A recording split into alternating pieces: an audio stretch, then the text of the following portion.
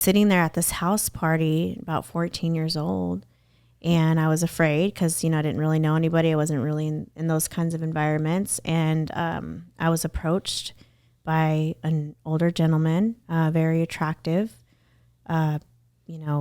looked very put together. And the next couple of months, I thought he was my boyfriend. Now looking back, I call it the grooming process. But he really built me up and told me everything like a young girl would want to hear. And then everything changed really fast, and he started breaking me down, started abusing me, and he told me that I was going to be making big girl money. So my life changed really fast. And before I knew it, I was being pimped out. I was forced to go into the strip clubs. I danced on Sunset Boulevard at the Body Shop in Hollywood. And I didn't really have a lot of control in my life, He introduced me to ecstasy, and we did, it was so bad that I actually had to have heart surgery when I was 18. Damn.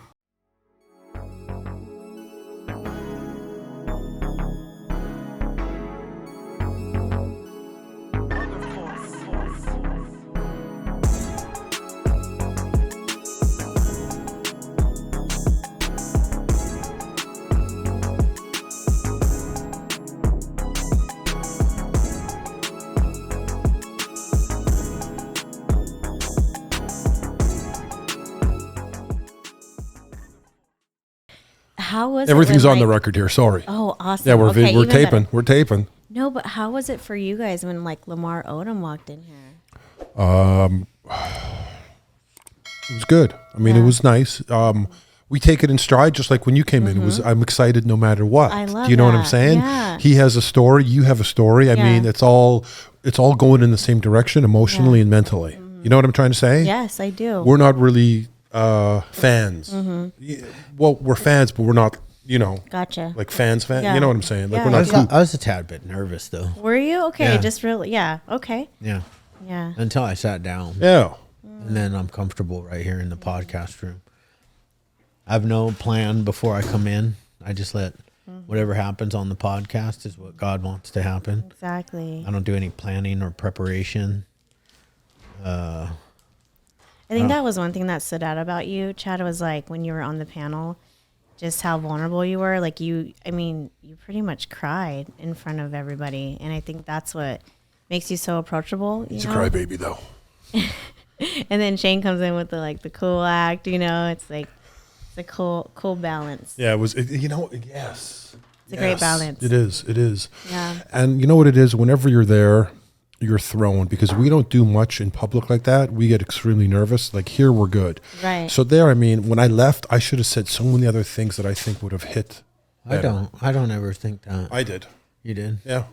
Because Not about you, about like- me. I thought yours was perfect. No, I just what? Just curious. I What could do have. you think? Here's what I was thinking. He went so nice and vulnerable that I felt that I should have fed off of him. Mentioned more of the family. Mentioned more of the family business, the dynamics, and where they started, where they came from, what they believe in today. And I made it more about me. I didn't like that. I wanted to be more giving. So I've learned from that where I could be more of a team player. Wow. That's kind of where I grew. That's deep. Yeah. Yeah. Yeah. That's beautiful. Yeah, that's what I was love thinking. that. It's like self-discovery up there. Exactly. Right in the moment. That's what I had. And Yeah. as soon as I passed the mic, I'm like, fuck, that was selfish. No, but it didn't come off that way. Okay, It's but just that's a how you, I. it's a you thing. It's a me thing, yeah. But I do think it's beautiful that that's something that you want to be, you want to be more generous in that way. Unfortunately, it's hard because when you're telling your story or sharing something, you almost feel selfish, but in reality, I don't feel like that's really what it is. You're just coming from your perspective, Yeah. But you were actually unselfish by even showing up. Yeah, true, You true. showed up. There's always room for improvement. The Whatever showed up. question threw us off too. Yeah. Though we had no idea right, what Yeah. they were going to ask, and I was like, I already kind of prepared, but I was not really prepared, but I kind of had thought, Of course. what I was going to talk about, and then the question threw me off, and I was like, wait, What? how do I tie in what I was going to say? Right? Yeah. But while I was sitting there before they even maybe even while he was talking, I was just talking to God, and I was like, just speak through me. Help me to not be nervous. I can public speak. I just don't do it regularly. So I still have the nerves. Like I sit down here, I'm not nervous at all. Wow. Like not even You're just in your element. Inkling. Yeah. Like you guys could be talking and I could just be looking around thinking about something else. I don't even think about it. But this moment with the headphones, the microphones, it becomes so intimate to me because all I'm going to hear is you two and myself. Wow. I hear my own voice. Do you like are there your headphones? Oh yeah, perfectly? No, they're great. Yeah, I can hear you guys perfectly. Yeah, this is nice. Yeah. Can you hear me? Oh yeah. Yeah. Okay. So what I want to do though is I want to continue this wall onto that wall over there. Not over the. I'll leave the window black, but and then I want to continue the black over here because if you look behind you, those are all of our guests. Oh wow, that is so cool. And that wall is going to get filled up pretty fast. It is. That's literally 3 months right there of guests. Oh my God. Yeah. You guys, I'm so excited for you guys. I know, it's amazing. Like, I'm so genuinely happy for you. This is so cool. I know. I said to my brother the other day, we're at 39,000 followers. And 2 weeks ago, he said, how many? I said 30. And then now we're at 40. Like 2.5 weeks later, we only started 120 days ago with 40,000 genuine followers. I'm so happy for you. You know what I'm saying? So it's really catching on. It's sick. Mm-hmm. Yeah. I think you guys discovered something that I agree. A gift in yourselves. This is like it was a purpose for me after my son-in-law dying. So like for me, it doesn't. I don't care anything about this is the most unselfish thing I've ever done in my life. Is this podcast because it's not about me. It's about this platform. Yeah. It's about building a platform for awareness for not just for fentanyl, but for addiction and mental health in general. Yeah. Any sadness. Yeah. Yeah. Well, it's like, if you think about it, probably 100% of the population of the United States has some type of mental health issue going on. Everybody suffers from some type of pain, depression, anxiety. Oh yeah. Guaranteed. Nobody's just waking up feeling fucking fantastic every day. No. We have to all jump into a different mindset to feel that way. And then people cope with it differently. That's the thing. It's like, what are you running to when you do feel those mental health disorders or depression? Right? That's that part, right? Because people, it's like we're addressing the symptoms, but not the root. Yep. Yeah. The root. Was, why do I want to go to this? Why do I want to run to this? Why do I not want to be in my reality? Yeah. Totally. Yeah. Totally. I love my reality now. Me too. I don't run from it. I run to it. Yeah. Wow. Yeah. That's deep. Yeah. That's beautiful. I just came up with that right now after what you say it said. again. I don't run away from my reality. I run to it. I like that. Can we say it again? Can we mark it? Yeah. Let's do it. Did you get your little piece of paper out? What are we at? Can't hear it because Shane keeps talking. All right. I'll shut up. Okay. I don't run from my reality. I run to it. Nice. It's a fact. It's the truth, bro. It's the truth. Yeah. Why should I run from my reality if I can make it better? So I run to it. Yeah. And I grab a hold of it and I let it be greatness. And you take people with you, bro. Yeah. While you're running to it, you take people with you. Yeah. That's what's sexy about it. He's not going alone. I'm holding hands. Yeah. I love that. I always say, like, I don't want to go to the promised land alone. There's no joy in that. There's no joy. No, there it's isn't. Like, I want to go with the people I love. I want to take my family with me. I want to show them recovery. I'm like, this life is so incredible when you can be accountable, when you can address things, when you can confront things, have boundaries, things that I didn't know before I got into recovery. It's a whole new me, and it's beautiful. And it's like, you just want to share this with others. It's so amazing. Yeah. Truly. Not only that, but it's taken other people for the ride. So you have to understand what I was going to share also in that thing was that he's got over 150 employees. So you got to understand those families attached to those employees. You're feeding all these people. So when he says he's running to life, he's running there with like 1,000 people. You know what I'm trying to say? I get it. It's a big fucking responsibility. Yeah. Yeah. That's what's so nice about this. Right. I get pumped up. Yeah. Yeah. It's, you guys get to be in this like free space where it's like, it's not really work, but it's, you get to almost like let things out. Yeah. Yeah, but the thing about it, too, though, is it's, you know, this particular work, not the podcast, but, you know, working in the treatment industry, especially being an owner, you own a business that never closes. So it's open 24 hours a day, 7 days a week. And I never say that not everybody's built for that. Everybody can be built for that. You just have to create a mindset that that's what you want. And you have to really, truly love it. Like I have a passion. I was left here on this planet to do this job. Like I shouldn't be here. I should have died in a car accident on December 9th of 2000. Like I should not be sitting here. And, you know, God gave me an opportunity to help people that suffer from the same thing I suffer from. Yeah. And like I say that, and when I say that, like I don't really mean that I suffer from addiction. Addiction was just a symptom of what I suffer from. I suffer from like low self-esteem. I suffer from like life being difficult. I suffer from pain. Yeah. I suffer from being my own worst enemy. And you wear all this stuff on the sleeve. That's the thing too. I suffer from negative thoughts. Yeah. You know, Yeah. those are all the things that I actually really suffer from. I use drugs and alcohol just to mask those feelings. I think it's so incredible that as men, you guys are talking about this. I mean, women, we are women of many words. You know, we call our friends, we talk about things. It's a normal coping mechanism for us. But to hear this from men is like, I mean, I'm on the verge of tears. I'm trying to hold back right now, but I mean, it really is, I think, something that we need in this generation, because it's okay to not be okay. Yeah. And that includes men. That includes sure. that you guys have your own battles you fight and your own things that you guys go through. And it's like, it's been so taboo for you guys to even talk about feelings. Yeah. So the fact that you guys are here and have this outlet with the podcast and even what you do in real life, you know, with recovery and stuff, like you guys are such a blessing to this world.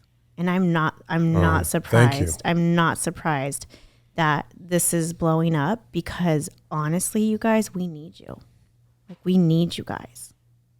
Thank and you. I mean women Appreciate too. it. Yeah, appreciate Men it. and women. Well, nice that's what's fun. Yeah. The funny part about us is, Yeah.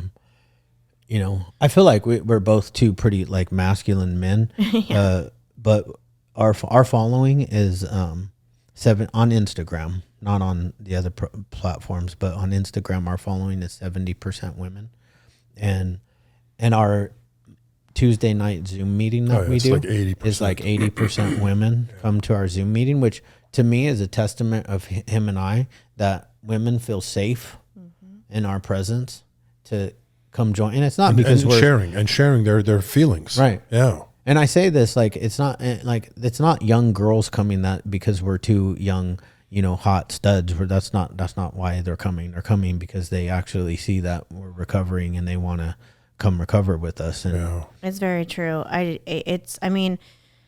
is just a safe place, and there's not a lot of safety out there, unfortunately. I mean, with my story, I didn't really encounter that, you know. So it's really refreshing to get the safe place, you know, coming from you guys. That's nice. on that note, should we should we cue our new Intro. Yeah. Cue our new intro. Ready? There. This is it. Yeah. That was it. That was it. All right. Nice. That means we're live, right? Yeah. Huh? We've been live. Yeah, we're live. Yeah. Okay. Are you flossing your teeth? Always. Okay. Good. He's a flosser. You know, they say Alzheimer's disease comes from it's a gum disease in your mouth. Are you serious? Yeah. Oh man! Sorry, Don't. 2 times a day. Don't. Don't get all claustrophobic. I mean, I'm tired of like somebody telling you something And at I have the it, gym, and I have then it. you're like, oh yeah, not supposed to eat. We're not in the gym. Oh yeah, okay. Somebody at the gym told him that you're not supposed to eat vegetables. So he went like 2 years without eating vegetables. Oh my gosh. Is that a credible source? Not sure. I made it through though. Okay. I made it through. Yeah. Gotcha. So we don't go based on, Michelangelo says that right now, but I'm gonna go do my research. There's no harm in brushing your teeth or flossing extra. My It can't hurt. My dad's a doctor. My mom's a nurse. It can't hurt. I'm gonna double check with them, and then I might do read some research papers on Alzheimer's. So don't brush till you bleed. Is that what you're telling me not to do tonight? Don't brush till you bleed. I'm just saying, if that'll help you brush more, if that'll help you brush your teeth more, yes. All right. If you don't brush and floss brush every day, you will get Alzheimer's. Flossing is a tough time. Flossing is tough. You floss every day? No, I have a water pick. Oh shit! I got a water pick that's too. the next level. Yeah. Next level. I got to get a water pick. Got it for free from my dentist. Really? For buying that $500 mouth guard. Oh my goodness! Gosh. Wow. Yeah. You didn't dance when we cued the music. I didn't. I wasn't ready. Huh? I wasn't ready. You didn't know what was going to happen? It's more head banging. I'm more.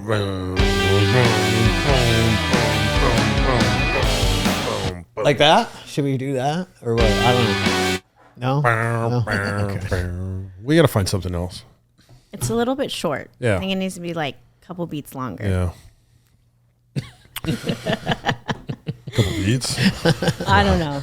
We don't know either. We just started that today. Yeah. It's not part of our. We're just trying to figure it out. Yeah. You know? We have no intro. Our intro is actually that we don't have an intro. Yeah, that is the. We just I sit think that's down. cool. We start talking. We don't introduce our guest It's super unless organic. we're totally screwing around. Sometimes like Well, it's just yeah.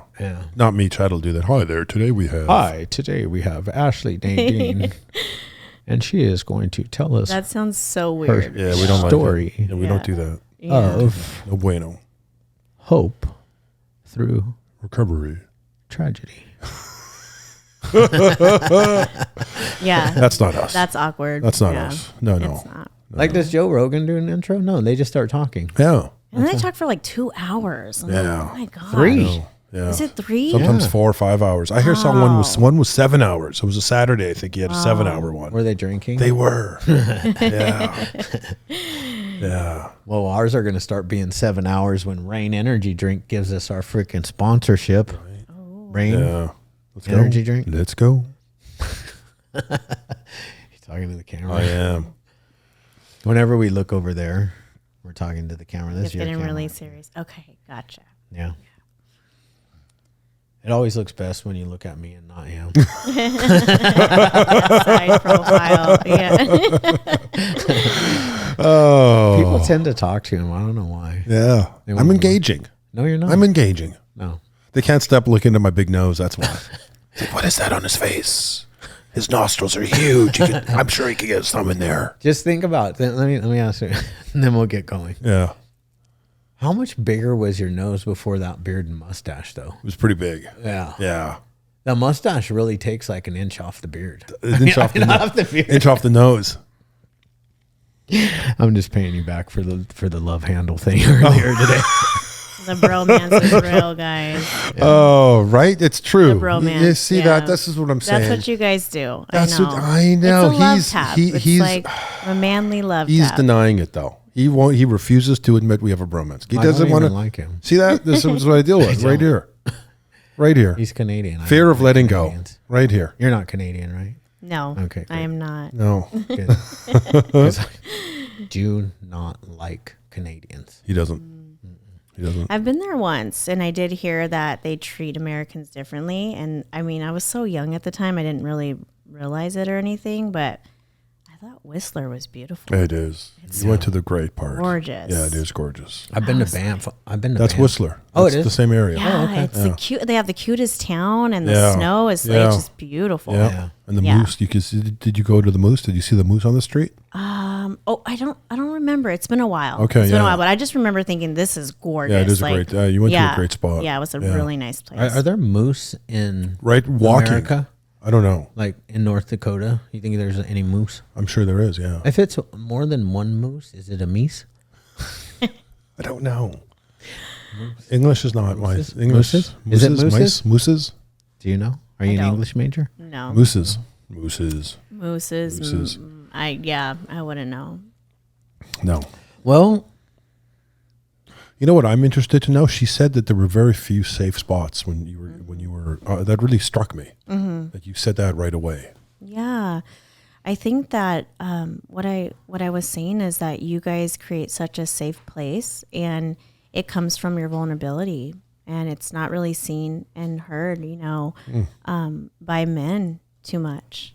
I think that that's something, even, just talking to you guys right now, it's like I totally feel like I can let my guard down and be myself and not be afraid at all to say whatever the heck it is. There's like, it feels like judgment free, but it's because you guys have exemplified that already. So it's like, oh, okay, I can totally like be myself right now and not panic or freak out, Yeah, I can't judge anybody because I've done some stuff that just like, I don't want people judging me, like I judge myself enough. Right. And every day on a daily basis, I ask God to forgive me. I have a hard time still forgiving myself for some of the stuff I've done in my life. That's real. Yeah.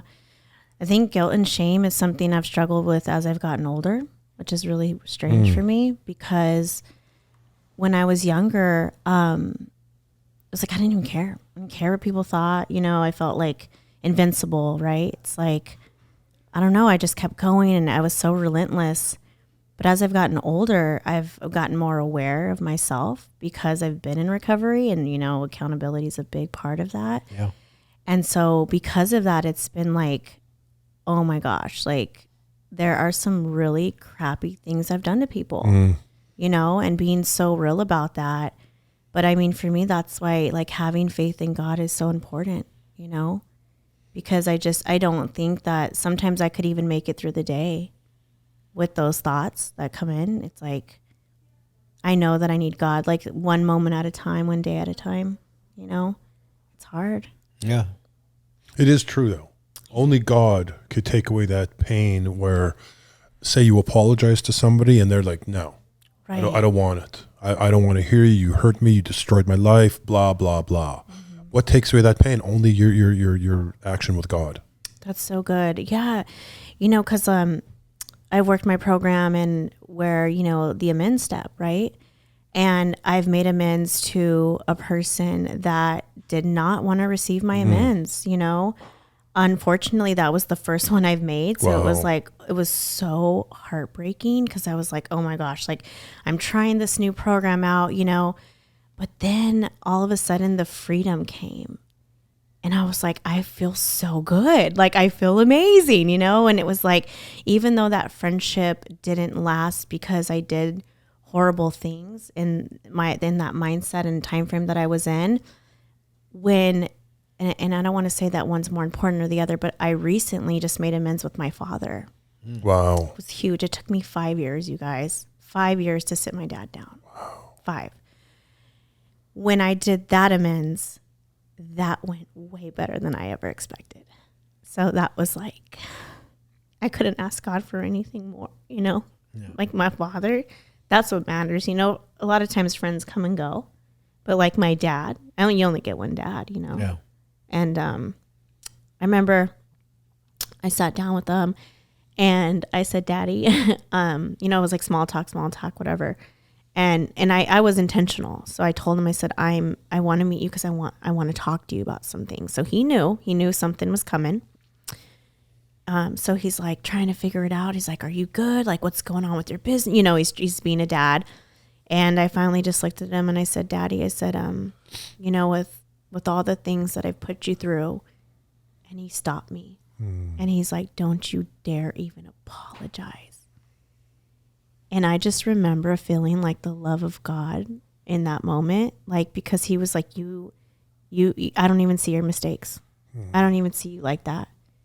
And it's like, I know that I wasn't, didn't do the right things and I've done some horrible things, but to feel that like godly love through my own father was so, awesome. Yeah, I did not, honestly, I didn't expect it to go that good. So that was different. And that's a testament of your dad though, because like, not all parents are forgiving or loving. Yeah. Unconditional, which I don't understand because I have children. And there's nothing that my child could do that would make me not love them. Right. They could murder me and I would still be sitting in heaven waiting for them to come. Wow. You know, for real. Like, what, you're Jewish, so what are you thinking? I'm just thinking, I'm first of all, I'm thinking this, that when you apologize in my religion, that's 3 times. You have to make amends. And if they don't accept it, it's on them now. Now they have to apologize to you. Oh. So that's kind of what it is. So you don't have to live with that shame or guilt. So carry it. Okay. So I say sorry. Yeah. You're like, nope, I don't forgive you. Yeah. And then You come at me 3 times with apologies. 3 different separate times. Is there any time between? I don't that much. I don't know. But then that's it. I remember you and I having this conversation before. I'm a deja vu. Yeah. Yeah. Yeah. I knew that. That's interesting though. Yeah. I mean, I could see how that could help. Like, because sometimes it's like the first time maybe they don't, they're not ready to receive it. The second time, I mean, I can see how making an amends, well, for like in recovery, they teach about making amends promptly. Right. Yeah. But in my case, I found out that maybe it wasn't the right time. I think there's a structure and it's good to have the program, but with me being faith-based, it's like sometimes you do have to pray about the timing of things. Yeah, 100%. And things like that, so yeah. Well, and the book kind of says that if you're going to harm yourself or someone else, there's no need for an apology. So if you want to dummy that down a little bit, and you could say that if timing isn't right for you, you should postpone it and do it when it's good, so it's not going to affect you negatively. So it says that in the book, doesn't it? Yeah, it talks about that when you make the amends, what's a good example? You were a married woman. I was not a married person, and we had an affair. I would never apologize to her husband. No. If her husband didn't know. No.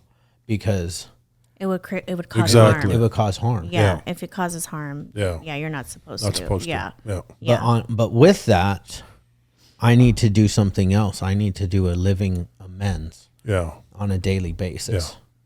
Whatever that is. That's something between you and your sponsor and God, right? You guys come up with that together. Right. A lot of times I like to come up with that. God is amazing. If you ask God a question, he'll give you the answer. So true. You just have to listen for it. Yeah. Usually for me nowadays, it just pops in my head and I'm like, yeah, you get the answer. I'm like, oh, there it is. And I'm like that. You sound so smart sometimes, Chad, but it's really not. Right. Me. It's God. It's true. I pray about my business and stuff all the time. Yeah. I'm like, he's in charge. He's been the CEO of Hope by the Sea since day one. Oh my gosh. I literally just told that to somebody. God is my CEO. It's true. And he gives you strategies, ideas. I mean, they're so heavenly, so divine. And you're like, wow, like that's gotta be a God idea. That's gotta be a God thing. It's when it's purpose driven too. That's another thing too, is I think you guys have purpose. Like some people never find their purpose. Do you know there's still some people that are in their 60s trying to figure out what their purpose is in life? Like how blessed, we are to know what our purpose is and to have walked that out. Yeah. Here's the thing though. My feeling is that everyone's purpose in life is to give back to another human being in some form or another. So you have to implement that in your life. It doesn't matter what you're doing. You must implement that in your life to be successful on all levels, spiritually, you know what I'm trying to say? Financially, you need to help them. Well, you need to help people. We were made here to communicate and help other people. That's just life. Right. I think a big part of how you do that though is you work on yourself first. Right? Thank you. Because if you work on yourself, then you impact your family. If you impact your family, you impact your community, so on and so forth. So the best thing you could do is work on yourself. Yeah, I agree. 100%. As a matter of fact, I was reading a study and the kids were asked, what could your father have done more for you? Oh, wow. 90% of them said he could have worked on himself.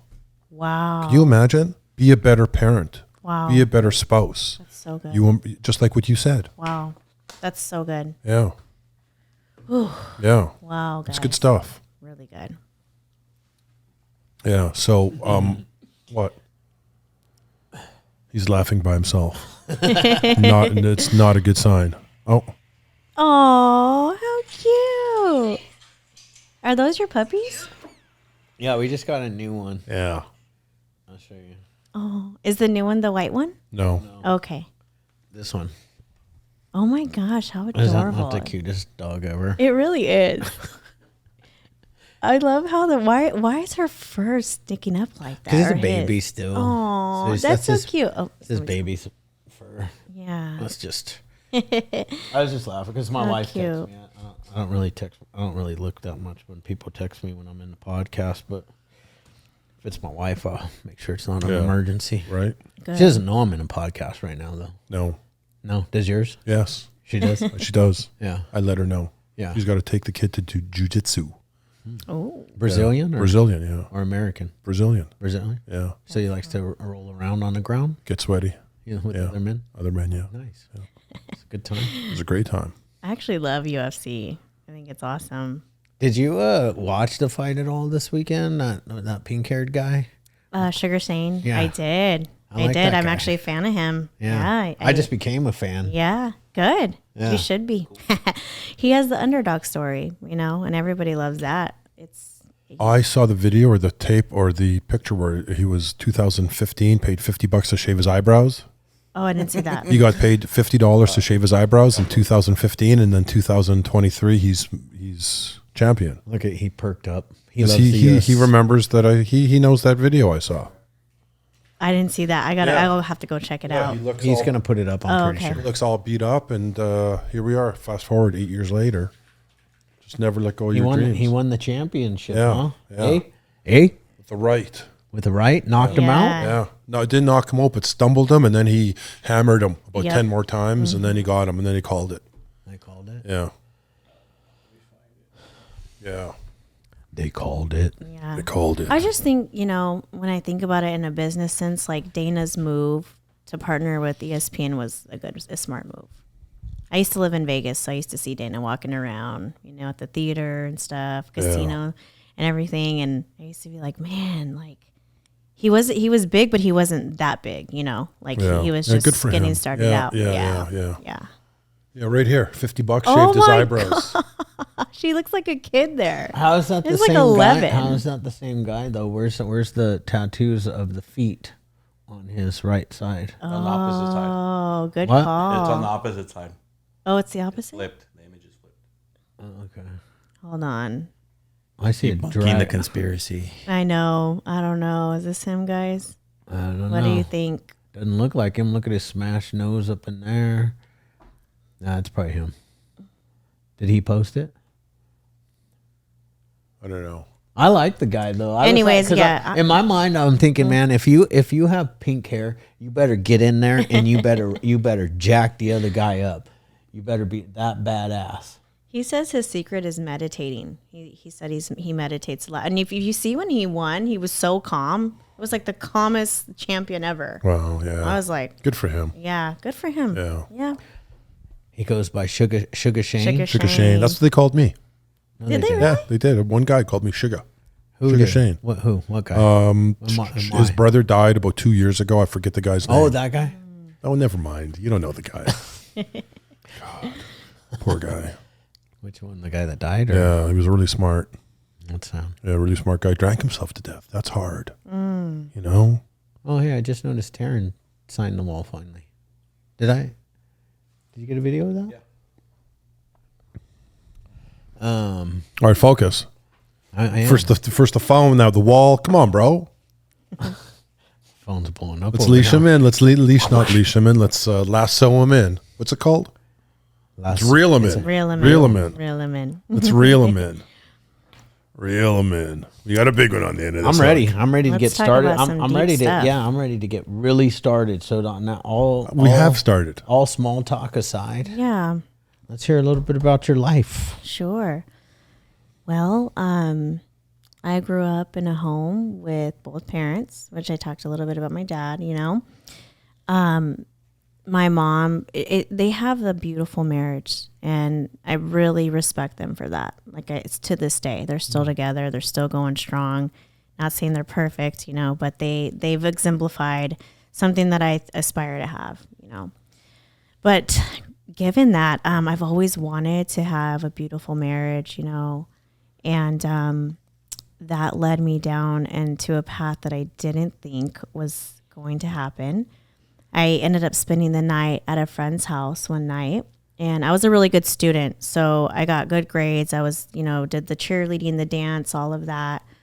But when I went over there, she asked me if I wanted to go out to a house party. And so, I had a really bad feeling because I was a good kid. I wasn't really like a rule breaker, not that I didn't have a little attitude, because I did, but it was like, I just knew, I don't know, I just had a bad feeling in the pit of my stomach. And so we go to this house party, and when I got there, she left me. She left me alone.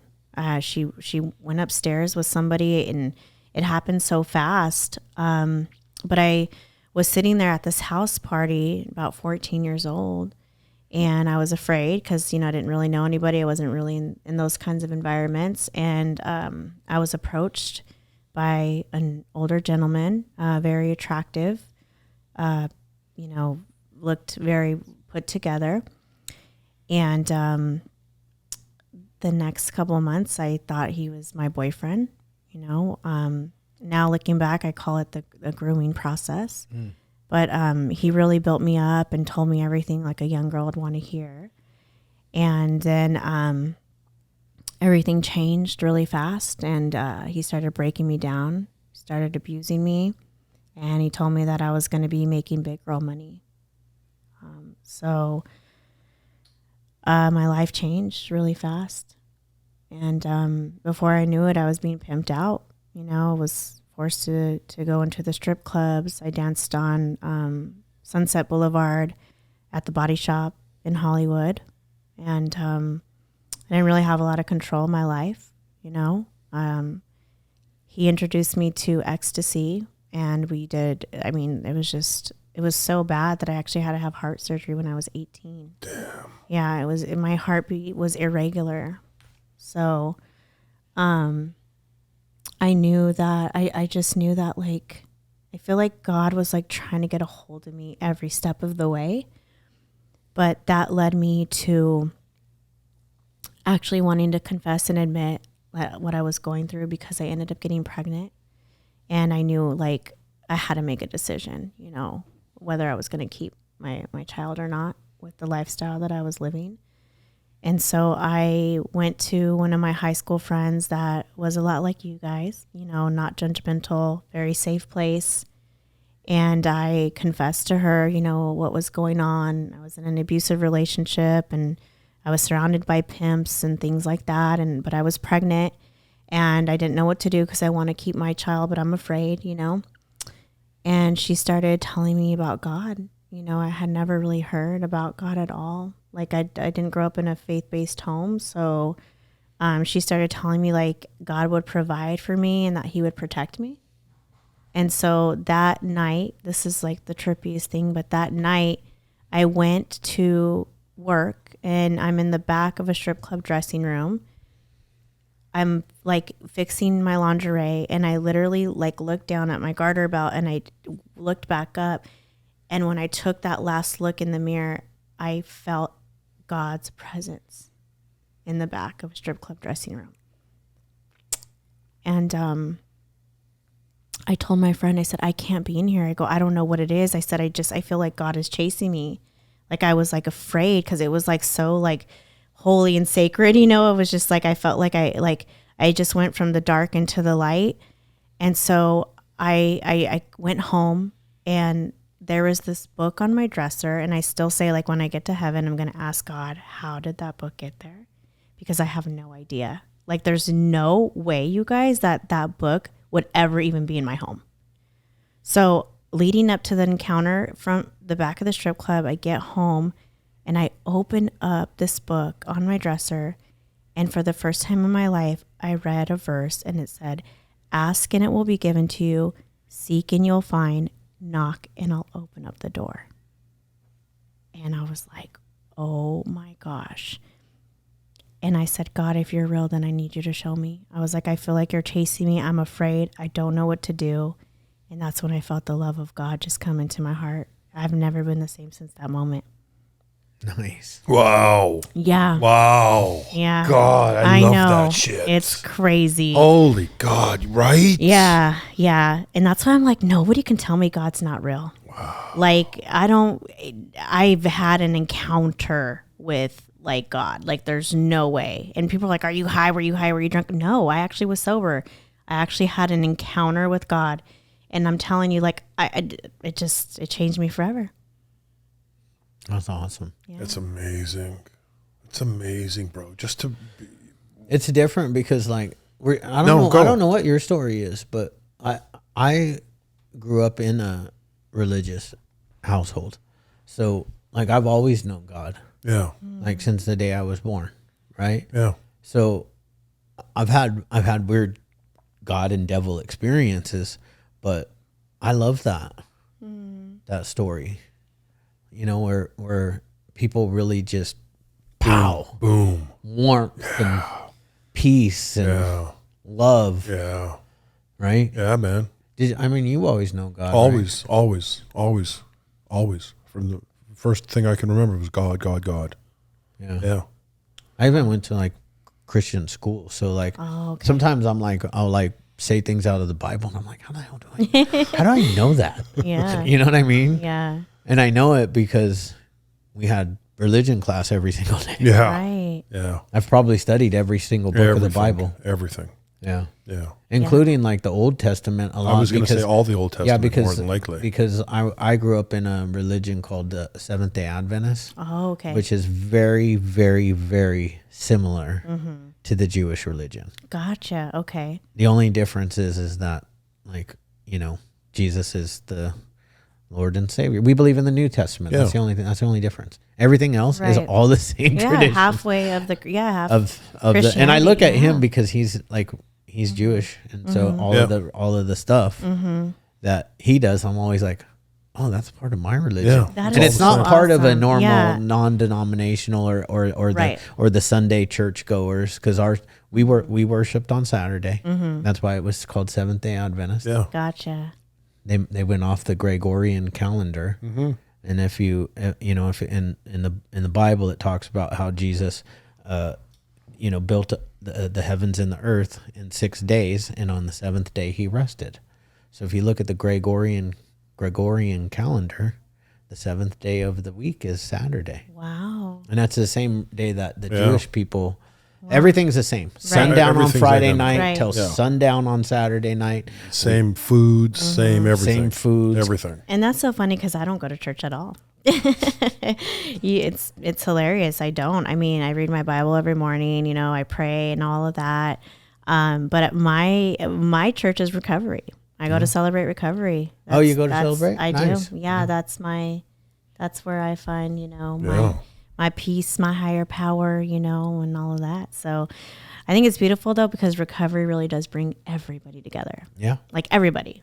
Yeah. And I love that. That's like one of the big things about like that we have in store for this podcast is, we live in such a horrible time right now. And I'm saying, and when I say that, I mean, not like politically, it's just a politically, really divided time. But like pain is what brings people back together. Right. And this fentanyl crisis is killing so many people. And you can only politicize things for so long on either side, and at some point people are going to be like, okay, we're still talking about fentanyl 4 years from now. Because we're really not talking about COVID anymore, Right. Not really talking about it. They're not doing anything about this fentanyl crisis. And 300 people are dying every single day from fentanyl. 300. And a lot of first timers or second timers or third timers, not addicts. Like you going to a party and taking, or at the club. I'm just going to call it the club. Taking an eighth. That's fine. Yeah. No, but it's true. Taking an ecstasy. Yeah. And next. Yeah. They contain fentanyl now. It's heartbreaking, but I do have a question for you guys. why do you think there's such an increase happening In in the fentanyl crisis? Like, why do you think like this is like such an epidemic right now? What do you think it is? Do you think it's like the way the world is going? Do you think it's maybe, I know like a lot of people say COVID had a lot to do with it with teens and stuff because they got so depressed being at home. Like, do you think any of that has anything to do with it? Yeah, I think all of it has to do with it. I mean, if you want me to get really deep, I think that China wants to kill Americans. And that's where it comes from. It comes from China. It comes into Mexico, and then across our border. I mean, that's as political as I really want to get on it. I Gotcha. Yeah. Because I don't want to make it that kind of issue. I know that we could stop it if we really wanted to. Gotcha. We could really actually stop fentanyl. And I say, I've said this on a few podcasts, and I've been in the addiction treatment industry for 22 years. Heroin was a safer drug than fentanyl. Whoa. Less people died from doing heroin than people die from doing fentanyl. Like, way less. The numbers used to be like 20,000 people died in a year from opioid dependence. Yeah. In 2020, we were at 80. 120. Is that much? Yeah. Oh. Might have been 2021. 120. 120,000 people died from fentanyl. I mean, not fentanyl, opioids. But out of those, I think like 80% of it is fentanyl related. Gosh. So the numbers are, and they're growing rapidly. And what I've seen in this industry is that in 4 years, more people that I have known or have come through my treatment center, more people in 4 years have died than the previous 18. That's so heavy. Yeah. There's no opiates out there. Right. There is no heroin. There's no opiates out there. It's all fentanyl. I mean, you can take it all the way back to the early 2000s with the creation of OxyContin. That was that created the opioid epidemic, and it hasn't slowed down. OxyContin's gone, but fentanyl is here, and fentanyl, it comes in a little tiny pill. It looks like it's just like something that you could just pop in your mouth, no big deal. Heroin was either like this white powder stuff that you really had to work it. Yeah, snort. Yeah, or cook it up. Don't get me wrong. I see fentanyl. I've seen rocks of fentanyl. I see fentanyl almost. I've never seen it. You haven't? No. Yeah, neither have I. Never. I'm actually. I had learning enough a lot. in my hand the other day to probably kill 100 people. Wow. Jeez. Oh my gosh! And how does this affect you? Like, how are you doing? Like mentally? I'm just curious. Like, I'm on a mission, so yeah. Like, I get sad sometimes. I cry sometimes. I think I cried the other morning. I was, watching ESPN, doing some posts, and I was thinking about, because his 1 year is coming up, and we did this podcast with the Persian medium, and she brought Justin back for the podcast, and my daughter was here, and so I was thinking about that, and thinking about the reel I was gonna make, because we're gonna release it like on the anniversary. And I had texted the Persian medium, I forget what her name, Fia. You know her? I don't know her. Yeah. She's pretty interesting, pretty popular. Yeah, she is. 10 million followers. Yeah. 10 million followers. She does a lot of stuff on like Dr. Phil and stuff like that. Gotcha. Okay. That just shows all the people suffering, bro. A lot of people need to dream like that, and have faith in something other than, Agree. I think it's just the loneliness and missing the loved ones, all that pain. Yeah, and that's happening more and more. Just think, since we've been sitting here, we got started 4. At 4. 10 people have died. Yeah. Yeah, that was a tough reality when you brought that up. Like, I was like, I can't, just because it is a reality to you. Yeah. Because you are in this every single day. Yeah. You have to be available 24/7. Yep. You know, and for someone like me, it's like I can relate. And like back in the day when I was dropping ecstasy, right? It's like it would be more like fentanyl, you know, but this is your reality every day. This is what you're dealing with. So yeah, and it was super hard on my daughter, and it still is. I mean, she just she's got her first apartment, and she got it all put together. Then she texted me that, you know, that it was really sad. I think that's why I started crying, because she said it's really, really sad because I wish Justin was here to see how well I'm doing, and to see the apartment that I put together by herself. I didn't buy her anything, nothing. She rented the apartment. She bought her own furniture. She got her own bed. She went out and, you know, spent $250 on cleaning supplies, you know, and it's sad, you know. And at the same time, I don't know if she would be where she's at had he still been here, because he took care of her. Oh. So when he died, not to say that he completely took care of her, but she still worked, but he had the good job. And so since he died, she's gone out and really hustled, especially the last 6 months, you know, but she's still in pain. And when your child is in pain, you're in pain. Yeah, it's hard to function. I have a 17-year-old, so I can totally relate. Yeah. As a parent, I mean, it's... Okay, so is the 17-year-old the baby? Yes. Okay. Yeah. So you kept the baby. I kept the We baby. didn't get there. Yeah, we didn't get there. We did not get there. Yeah. Not everyone feels that pain, bro. There's a good parents and there's bad parents. You're a good parent. She's a good parent. Not everyone feels that. It doesn't go like that.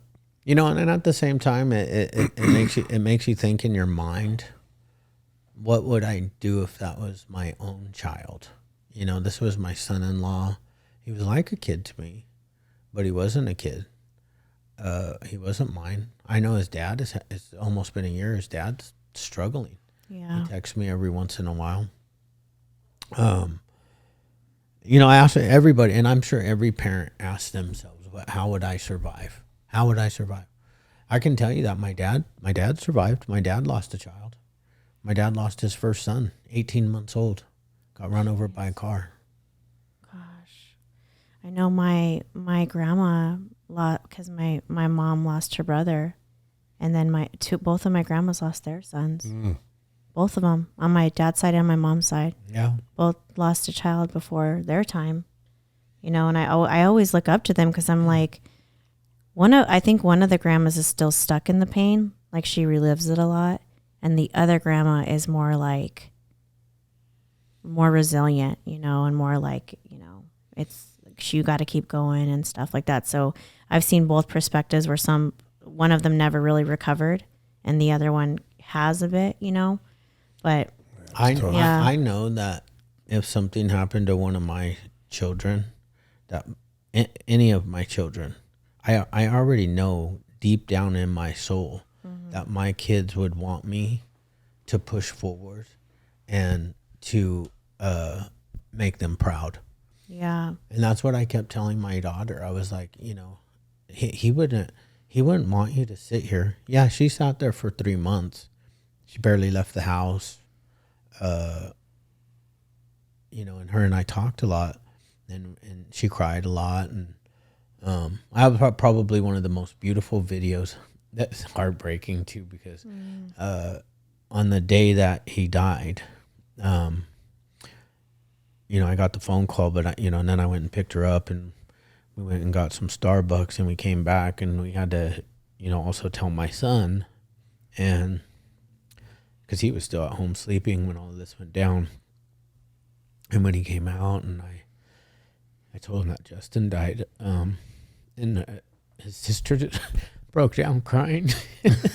You don't want, I'm only laughing. I'm only laughing because you're fucking crying. No, I'm not. My eyes I are know. I've closed. seen Shane. My eyes are closed. Shed a few I'm tears just on relaxing. Put the camera on him because he was crying. I've seen him shed a few tears. I've been looking over. You've shed a few. He's trying to be all manly with the beard. It's not but easy. Yeah. It's not easy. Yeah, it's not.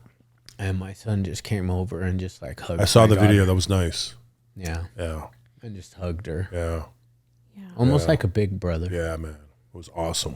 It was awesome. That's a testament to you. You know what I'm saying? That's a testament to you. That's it. That's right. Yeah.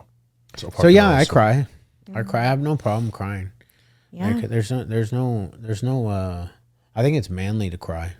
Yeah, there's healing in it. Yeah. Every time you share and you cry, you know, there's healing happening. You just get to move. You get to show other people that you can walk through it too. You know, and that's another thing that I practice what I preach. I don't just sit on this podcast and say that it's easier to walk through pain than to sit in pain. It's not going to do me any good to sit in my house in pain over any of this stuff. Yep. And anything that happens in life. I kind of like David Goggins. He taught, you know, I get up and I callous my mind every day by getting up and, you know, getting to the gym and listen, and the stuff that I put in my mind. I don't put junk in my mind anymore. I don't eat or listen to junk food. That's a big breakthrough. A little bit of gangster rap because I still feel like you got to keep it gangster. Yeah. You know, you can't be like a total wuss. No, I get you. Yeah. Well, food is my drug of choice now. So hearing you say that is like really encouraging, you know, because I run to food. It's like, okay, you know, I'm replacing one addiction with another kind of thing, but I'm just being 100 right now. Like, so hearing you say that is like, man, like it's, you know, I like put I junk can food in get my body. there. Oh, okay. I thought you were saying that you don't. I was like, no, oh, I don't put gosh. junk food in my mind. Okay. That's awesome. Yeah.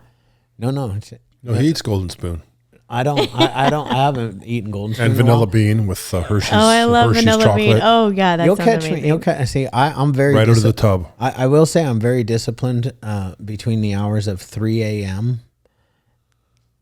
and 9 p.m. But if for some reason I wake up after 9:05. 10:30, That's your little, okay. I'll be down in the kitchen with the whole tub of ice cream out, a spoon, chocolate syrup, and I'm dipping, pouring, biting. Yeah. I know one of my kids does it too because they're not as clean as I am. Oh, and I saw shit. chocolate syrup In in the- my ice cream the other Oh, day. shit. So you know they're double dipping. Oh, it's Gia for sure. Oh, for sure. My 15-year-old. Yeah. But she's got one of those metabolisms, man. It's like I have to feed her McDonald's. Right. I have to feed her junk food. Otherwise she won't. Yeah. Fade away. She'll just She's so shrivel up. tiny. Yeah. Mm-hmm. I don't even know if she Interesting. weighs 100 pounds yet. She's probably like 90 pounds. She's a good height, though. Yeah, she's 5. What? She's a good height. 5'7". Yeah.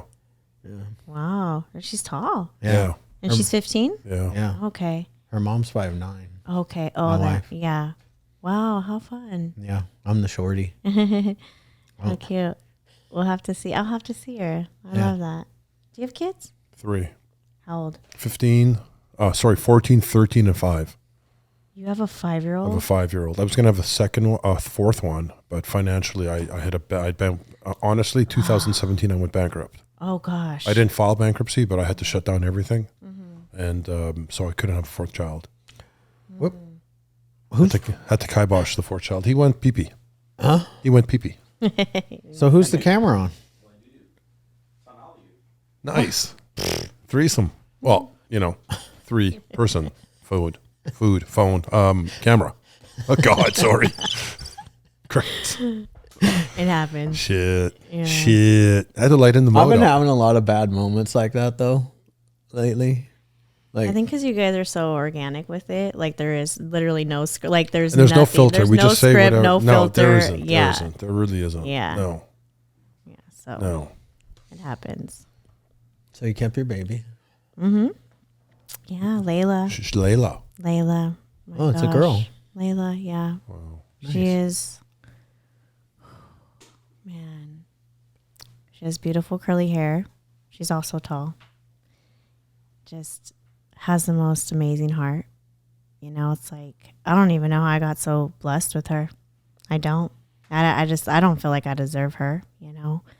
But I got to say that the one thing I am proud of is I did something right with her. Nice. I do feel that. I do feel that's the one thing I'm proud of is Layla. And whenever anybody meets her, they're like, she is so special. She's so amazing. And I'm, of course, have to agree. You know, I'm a little biased. But I do feel like if there's anything that I did do right, it's raise that little girl, you know. That's awesome. Is she in high school? She's in high school. She's a senior. My son's a senior, too. Yeah. Happened so fast, you know. Yeah. I just remember him being this little guy running around. Now he's just like, hi, Dad. Deep voice. Hey there. He's got his own. Throw me the keys to the rolls. I got a date tonight. Did he have the nerve to ask for that yet? He's not like that. Oh, He doesn't care about anything flashy. Really? Nothing. Oh, that's awesome. No. Good. He does not. He does not care. He has a good mom who's not flashy. His dad, on the other hand, might be a little bit. Gotcha. I don't wear any jewelry though, and I got this $20 ring from Las Vegas. You know, but I like to be fancy. yeah, It's not even about the name brands or anything. It's just, you know, I've always loved to dress up and just, I have a bridal boutique for God's sake, you know, so it's like, I just, the beauty and I love it. I love to dress up, love to feel pretty, and I love to dress other women up too. nice. It's really nice. Yeah. I like to dress up and feel pretty too. Do you, Shane? No. No. Not at all. No. I mean, you keep your beard Oh, clean. well, yeah, of course. Yeah, He it's did not that like for- my he did- brother has one, and it's all he doesn't Ever. even like brush Brush it it? up. Yeah, no. It's everybody every single Christmas we all buy him. What are they called? Or hairbrush or whatever. Yeah, Oil? like anything to like get his beard, and he just laughs. It's like, do you get the point where we're trying to get you to? I got a lady once a week I go to. Oh, okay. Yeah. Yeah. Does she make it that nice brown color too? No, I do that myself. That's the best. This is the best color your beard's ever been. Thank you, brother. Yeah. Appreciate it. You guys call each other out. It's hilarious. It's so funny. Oh my gosh. We got no shame. There's nothing left here. We got nothing left in the fucking tank. I'm telling you right now. I mean, There's nothing left. doesn't There's no matter. lies left. We got nothing. We're too old. Yeah, there's no. We're done. This is it. This is our last woo-ha. Is that what it is? Is that Or what we woo-ha, have to or- look forward to? I'm 37, so Oh, I feel like I God. have Good so for much you. to look forward Wow. to. Well, Yeah. you could be my daughter. What? That's weird. I'm 57. Wow, you don't You're look 56. like it at all. 56. I'll be 57 January. He's already aging himself. God. Like, what is going on? Imagine she here? could be my kid. God, I'm old, bro. I mean, I'm not going to deny it. You No, are old. I'm older. I'm old. You're old, and I'm older I than am. you are. Yeah, it's God, really- and I don't feel it though. I love that. I think. What's the secret to that? Because I mean, My I wanna sister. Yeah, Candy Carlson. Oh yeah, That's our All the- secret. Yeah. I mean, honestly though, like, I think the gym has a big thing to do with Yeah. it with him and I. Yeah, I agree. And we've been like I've been going to the gym and working out and into fitness and food. Not to say that I don't eat bad often, but I really am pretty disciplined. For 5 years. Yeah. Since I was like 22 Yeah, years me old. too. yeah. Like regularly. I am a regular member. I see people in the gym that used to be a little bit older than me that are now the really old guys in the gym, and I'm next. Yeah. That's the shitty thing is I'm next. Oh Yeah. man, you mean like the ones that are still like squatting and doing that stuff? Yeah, and you're but they, like, but is their he skin, gonna be okay? their skin's saggy, Oh, gotcha. Yeah. but they're still ripped as yeah. fuck. Oh Yeah. yeah. Yeah. That's very interesting. And they still wear tank tops, but I'm not going to do I that. have a I've confession. never worn tank tops. I have a confession that I want to say. Yeah. Is this confession hour? No. It could- It is. it's- It yeah. is. No, you know the really ripped guys that have like the veins popping out and stuff like that. Yeah. I don't think that's attractive. Nobody does. Okay. I Except- just feel like I just like don't, but No, I just don't. I don't know. Like it's one thing when you're, you look fit and, but it's another thing when you got the vein. I don't know. I never that's thought. only it's one of two things. Yeah. You're either doing that to impress the bros, Okay. or you're dumb and you think that girls like that, Yeah. or you're gay. That. Because we like that. Like when I see a guy and he's just like shredded, I'm like veiny. Yeah, I'm like, Like, damn. yeah, That, you know, I'm like, I know how much work that guy's Yeah. put Okay, in so you have to a get- respect for it. Yes. Okay. Yeah. A lot of those guys that are all veiny though are shooting something too. They're not Shooting what? I don't know, something. Steroids. Steroids. It's called steroids. Steroids. They're shooting, man. They're That's not what they all. They're call not it in natty. Canada. They're not natural. Natty. Those veins, they don't come now. I mean, I don't care how much weight you're losing. You're not getting. I don't out care. fast. Even if you're on steroids, I know you don't just take steroids and do nothing and you're ripped. You still have to put in just as more work. Yes, that's true. Now steroids will give you the ability to put in more work than the guy who's natty. Yeah. Gotcha. Yeah. I'm just from a woman's perspective. Like the none of veiny- our friends have ever. We've never thought those guys were. We've always kind of made fun of them, like you know.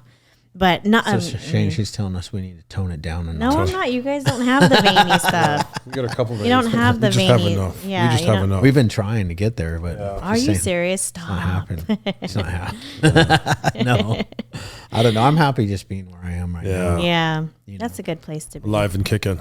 You know. The fact that I can get up and go to the gym still is pretty impressive. Yeah. That part, yeah. Seriously, I do I it for the In-N-Out burgers every once in a while. I just had a protein burger today. You did? Yeah, I won't make fun of you because you're a girl. yeah. But if Shane comes in here and ever tells me that he just went to In-N-Out and had it wrapped with the lettuce, he can't. I would use this voice. Hi, Chad. if he eats it. It's what I had today. No, you said it the other day. I didn't have a protein burger. You said, "Oh yeah." I said I didn't have the muff. I said I didn't have the bread. I just ate the meat and the cheese and the onion. I took off the bread. I didn't have What red about lettuce. what about yesterday when I you ate the meat. I ate the bread yesterday, bro. Because if you didn't eat the bread, I'd be like, you need to go. I ate the bread I'll yesterday. finish this podcast. All right, I ate the bread. Got it. Bread's pure sugar. And it's wonderful though. If you're going to In-N-Out, You need you're the going. bread. You're going to, not you. Yeah, everybody else. Yeah, not girls. Yeah, Girls can Do whatever they want. Yeah. Yeah. but you're just saying just eat the dang burger with the bread is Yeah. what you're saying. Yeah, Got it. Shane, Yeah, Shane, because No that piece shame. of lettuce isn't going to change your life.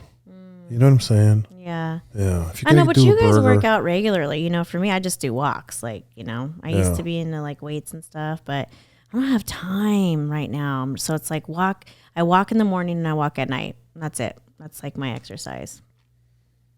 So, I walk in the morning. I don't walk. You don't walk at I all? bike. okay. I like to bike. Yeah. Walking's hard on my legs. Outside No, in the gym. in the gym. Yeah. With the You're one of the hand those? bike? No, Bike at the gym? bike. Yeah. Like the spin bike. Yeah. Doesn't your wife do spinning? Yeah. She's crazy. Does she still do it? Yeah. She goes an hour. I don't know how she does it. I have no idea. I tried Does once she with still her. do yoga? She doesn't. Do I? Yeah. No, do I you? packed yoga in. I started plunging instead. Do you I- cold plunge? No. No. I did 39 degrees today for 6 minutes. 39 is. You usually do 37. No, I usually do like 40 or 41. 37 is freezing.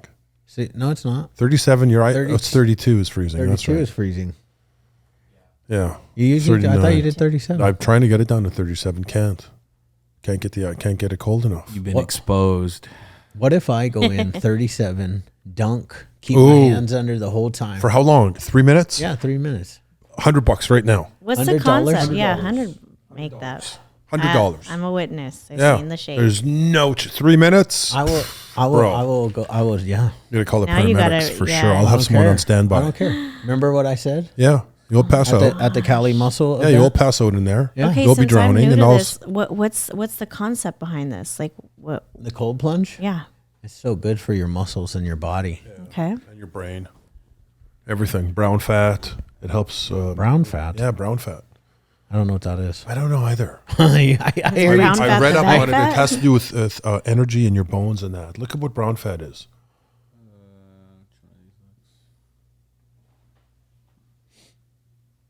Cold shower versus hot shower. Ooh, I was thinking about turning my. I have a bathroom that nobody uses. Turn it into sauna. Turn it into a cold steam plunge bath. room. Really? Yeah. Take out the shower. Put a cold plunge in there? Put a cold plunge. That'd be in there. awesome, bro. That would be cool. Just That'd be all nice. the time cold, and then I just whenever I want to get in there every day before I take a shower. Yeah. When I get Get home in from there. the gym, That'd just be get in there. awesome. That'd be That would awesome. be amazing. That would be amazing. Yeah. How much is an in-home one? 7,000? 1,000? Yeah. 9,000 for a 9,000 for commercial. commercial. Yeah. Good. You can get a really good one for 7,000. Yeah, really good one. Yeah. Yeah, if it's something you do every day, Every day. yeah, it might be worth it. I've been going twice a day. Well, yeah, because if you go to the cold plunge, did you guys just hear me burp? Yeah. It was an accident burp, too. know. It wasn't a purpose burp. You talked and burped at the same It's time. embarrassing. Are those called burps? They're There should be another name for them when you're talking and you burp by accident. Because it's a slip up. It's not really a burp. my wife. My It's a slurp. Oh, that's A slip up burp. a slip up burp. Yeah. a slurp. A slurp. Anyway, I want to move back to get off the cold plunge, get off of the small talk. I want to go back to The 17-year-old. the 17-year-old. Yeah. I want to go back. I want to go back to that part, and then what happened after that? So you decide to keep the baby. Yeah, I decided to keep my baby, and then to be honest with you, it was very humbling. I started working at a car wash. Yeah, I was 18. I was 19 now, working at a car wash. It was very humbling for me because I was so used to living a certain lifestyle, and but I think, the pain had finally outweighed the fear of change, and it was time for me to change. And sometimes that change comes with having to make humble choices. It's not like, oh, I'm going to give this up and my life is going to perfectly come together. The truth is it didn't. Took a lot of sacrifice, took a lot of work, took a lot of humility. But I knew that I didn't want to go back to that old lifestyle. What I found was better. That's the message I want people to hear. I like that. And I want to explain that I understand what you're saying, but Jesus was a carpenter, correct? Yes, sir. That was a humble job. So when you talk about going back, you found God in that locker room. I did, in the back of a strip club. And yeah, the locker then you took a job as a carpenter, room. Basically. so to speak, Yeah. right? Yeah. So you followed, Yeah. that was godly what you did. Yeah, and I learned so much about myself, and I think something that I really learned was like there's beauty in being a mother. I think that this generation, it's like all about it, a lot of other things, very shallow things. And I think there's beauty and kind of old school ways, I guess you could say, if you want to call me old school, I love cooking. I love being a mother. I'm also a businesswoman, so I do have that side in me. But I think there is something beautiful about being a good mom. I think that needs to be said. I agree. For I sure. agree. It's okay to want to be a good mother, and being a mom doesn't make you any less special than the Instagram model or the businesswoman, or you're just as important, if not more. Because why? I don't like the Instagram model. The who says it? Is it Andrew Tate? Says something about, I don't know. There's a reel going. At least it's viral on my stuff right now. You know how like the reels start grabbing only what you want, but they talk about it talks about the Instagram model can shake her ass and make way more than the person who built the roads for this country. It's really sad. I think that, and I can't judge, right? Because I've been down the road with the stripping and stuff like that. But I do think that when I look at, the women that are doing that, it's really hard because I can compare myself to them, you know, or I've had some of these girls that I work with that are, you know, 13, 14, 15, and they're looking at those women and they're thinking like, why don't I have as many likes? Or, you know, do I have to take my clothes off to get that, you know? And sometimes I just say, have you ever read their comments? Have you ever really went back and read some of those comments that are on there? Because a lot of them aren't like, you know, they're sometimes very degrading. Yeah. And it's like, is that what you want? You know what I mean? Like, I get that they're getting maybe more attention, but sometimes it's negative attention. It's gross attention. Right. And it's like, what, at the end of the day, like, what value are they bringing to society? Those are the questions and that's why I think that we're succeeding so much in what we're doing, because we're bringing value. We actually have a purpose, and we have a platform that is about bringing hope and change and a better way to live for people in a society that's not that right now. Yeah. That's so good. Plus, if you have someone at home like Chad or myself, I'm going to speak about us because I know him. I mean, our wives feel special. Oh, Do you know what I'm saying? Yeah. So, I mean, Wow. they have our votes, and we make them feel special on a daily basis. So they're not missing those likes or that stuff. So those people are missing something, and they have to find it first with God, exercise, and then a significant other to make them feel Well, I'll admit special. that, like, we don't even, it's not even about likes for us. No. Right. Like, I'm more fascinated with the things that people say to us, either in our comments or privately. We get so many private messages on a daily basis, and it's like people inspired by us and inspiring us to keep doing what we're doing. Yeah. definitely. And that's what, like, is more impressive to me than any like that I get. Like, sometimes I only get like 79 likes on a post of that Shane and I do, and we have like 40,000 followers. Yeah. We get a lot of views. We also get a lot of women, so I don't know that, you know, and it's not about the I don't really care about the comments. You know, do you? I like a nice positive comment. You know, I like to know that I've touched somebody. That always makes me feel nice. Yeah. Appropriately, right? Touched appropriately, yeah, with their consent, of course. True. But You know?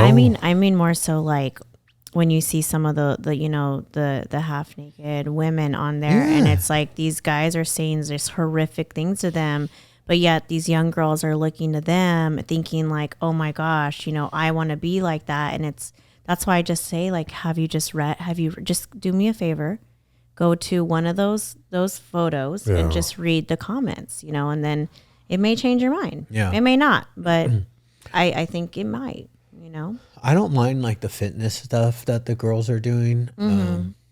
I don't mind the online coaching that the guys are doing. I don't really like guys doing the fitness stuff at the gym, though. Like, it's just so lame to see a guy, like, with his fucking tripod out and doing all that. Not my cup of tea. Right. Like, So they'll be at the gym. We're so much more than that as men. Yeah. You don't really even need to show your workout. You show your workout by, you know, after. You need to, you know. And I don't even think, like, the online coaching, like, your buddies, do they have tripods? I mean, they might film each other. Yeah, film each other, but there's no tripod set up, I don't think. No. And they're legit, like, online coaches. Yeah, That's what they do. that's what they do. Yeah. And they make some cake doing it. They make cake. Cake? Cake. But the truth is that a lot of these women who are doing that, a lot of them are like escorts and stuff, Yeah. you know, so they're like, they get to go travel, you know, but they have somebody paying for them, you know, and then we have regular women going, oh my gosh, like, they're so lucky they get to go travel. And it's like, you don't even know what they're really doing behind the scenes, you know, to get there. Yeah. And I'm not saying everybody, right? Because there are some women that are really out there making a living, doing some great things. But a lot of times, you know, I think we're misled. And You know, there's all these things. You can fix your face. You can fix your body. There's all this stuff you can do. It's really crazy. I mean, it's just... Even those ladies that are doing it right, or those men that are doing it right, they still have bouts of sadness and depression. Of course. And full of anxiety. Of course. And the ones that aren't doing it right, that are doing it just for like money and this, it's going to hit them. Well, they're feeling it. Yeah, they're feeling it anyways. 100%. You're not feeling satisfied. Yeah. They're just thinking there's no way out. You're not feeling God. Like no amount of cash in the world. Yeah, it's true. Can fill that God-sized hole that we all have. Are you guys talking about the guys that are out there with like the Lambos and like showing off the lifestyle and things like that? Yeah, most of those guys are fake as fuck. Yeah, they're renting the cars. Like, goodness. Just for the day, right. for the photo shoot. Oh, that ain't even your house. Yeah. Jeez. I don't like even an show. Airbnb. I never show anything ever about my lifestyle, because my lifestyle doesn't matter. I can tell you what my lifestyle is. I get up every day at 3 a.m. I do my prayers and meditations, and that's what's the most important to me. I do a couple Instagram posts. I go shave my head, and I head to the gym. And from 5 to 7, I'm at the gym. Then I come home. My family's getting up and getting ready for school. I see everybody off.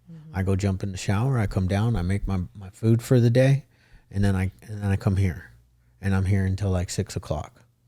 Wow. By the time I get home, it's time to eat. Twice. Shower, go to bed. I shower in the morning. So you're very routine. You have a routine. Yeah. It's called discipline. It's called discipline. Well, I've heard addicts say, you know, something that's keeps them sober is routine. So I'm just curious. I mean, I don't know if you guys have ever struggled with addiction at all, or if it's just some, you know, I know like I'm an IV drug user in recovery. So yeah, I struggled. Wow. Shane used to. I did not know that. Shane used to like to smoke crack. Yeah. What? Yeah. Back in the day. He's a crackhead. So do you have a routine, Shane? You know what? I just do stuff every day. Okay. Because I want to stay safe. Gotcha. I don't know if his is as insane as mine. No. Like if you like followed me for a week, you would know where I am. Every day. Every day. At this time. Yeah. Mm-hmm. But I do break my routine. Like I like to, like I like this weekend. I'm taking my wife out for the weekend. We're gonna go do something and, have a romantic night. Good. So follow that on Instagram, Shane.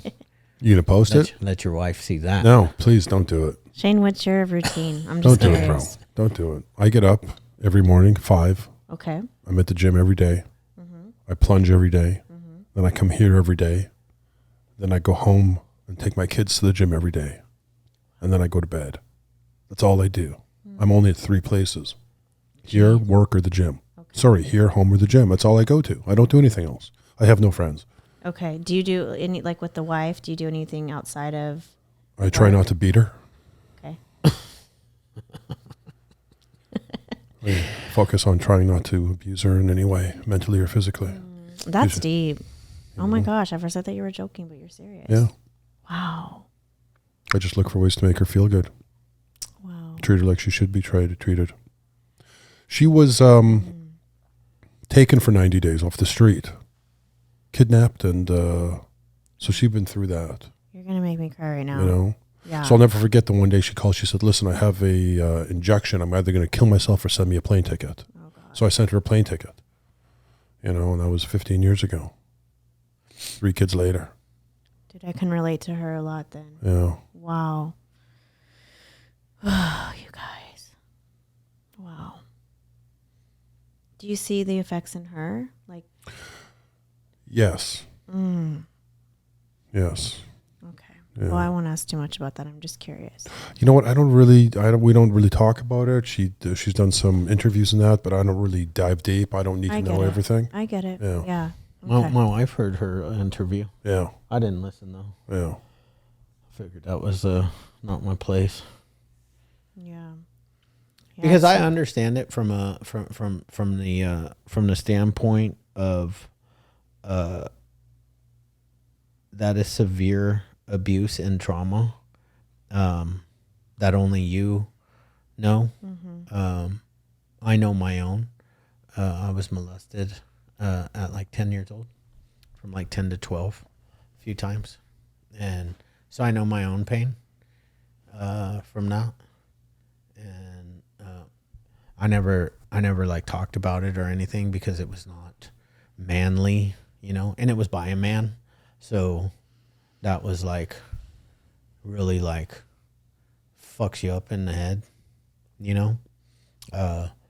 But then I got sober, and for years I had visions of sticking a gun in this person's mouth and pulling the trigger, like often, sober. Like if he ever would have came around during those years, I probably would have killed him. Until finally it just slipped out one day.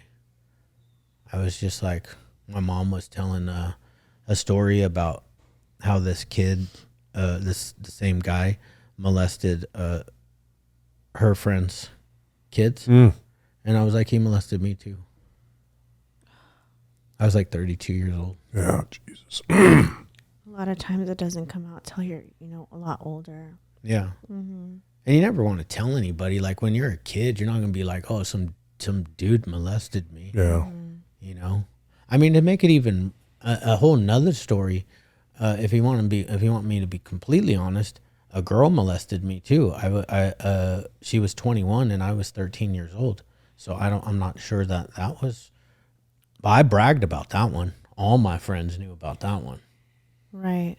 Because I didn't consider that. You didn't see it. I didn't see anything as weird. It was just the first time I'd ever had sex. Jeez. With a female. Which for me was the first time I had sex, because anything that happened in the molestation, I didn't consider it sex. It was disgusting. Was there a certain age where you like realized like this was not right? Yeah, after that. Yeah, I mean like in my 30s. Right. I was like, shit, that's probably not normal. Jeez. You know? So there's been a lot of times where you've almost been taken advantage of. Yeah. Gosh. But through all of the work that I've done and everything, I forgive all of them. Yeah. Jeez. I forget. I no longer have visions of even harming the person, you know. I did find out later that he was diagnosed with HIV. Yeah. Later on in his life, which gave you some comfort. Well, when I found out, it gave you some comfort. Let's be honest. No, when I found out, I was still in the I want to kill this motherfucker. All right, so it gave you a lot of comfort. Yeah. All right, good. It's like I hope he dies. Good. Jeez. I hope so I don't too. Feel that way. I do. Fuck him.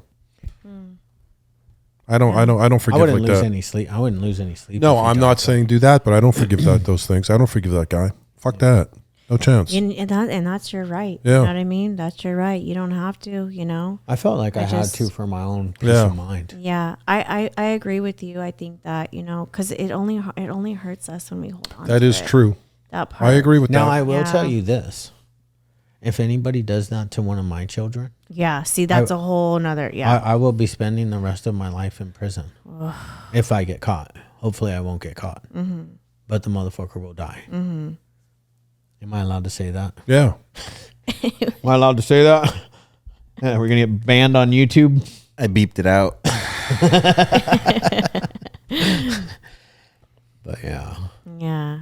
I was, you know, because all of my problems in life, my real problems in life stem from that incident.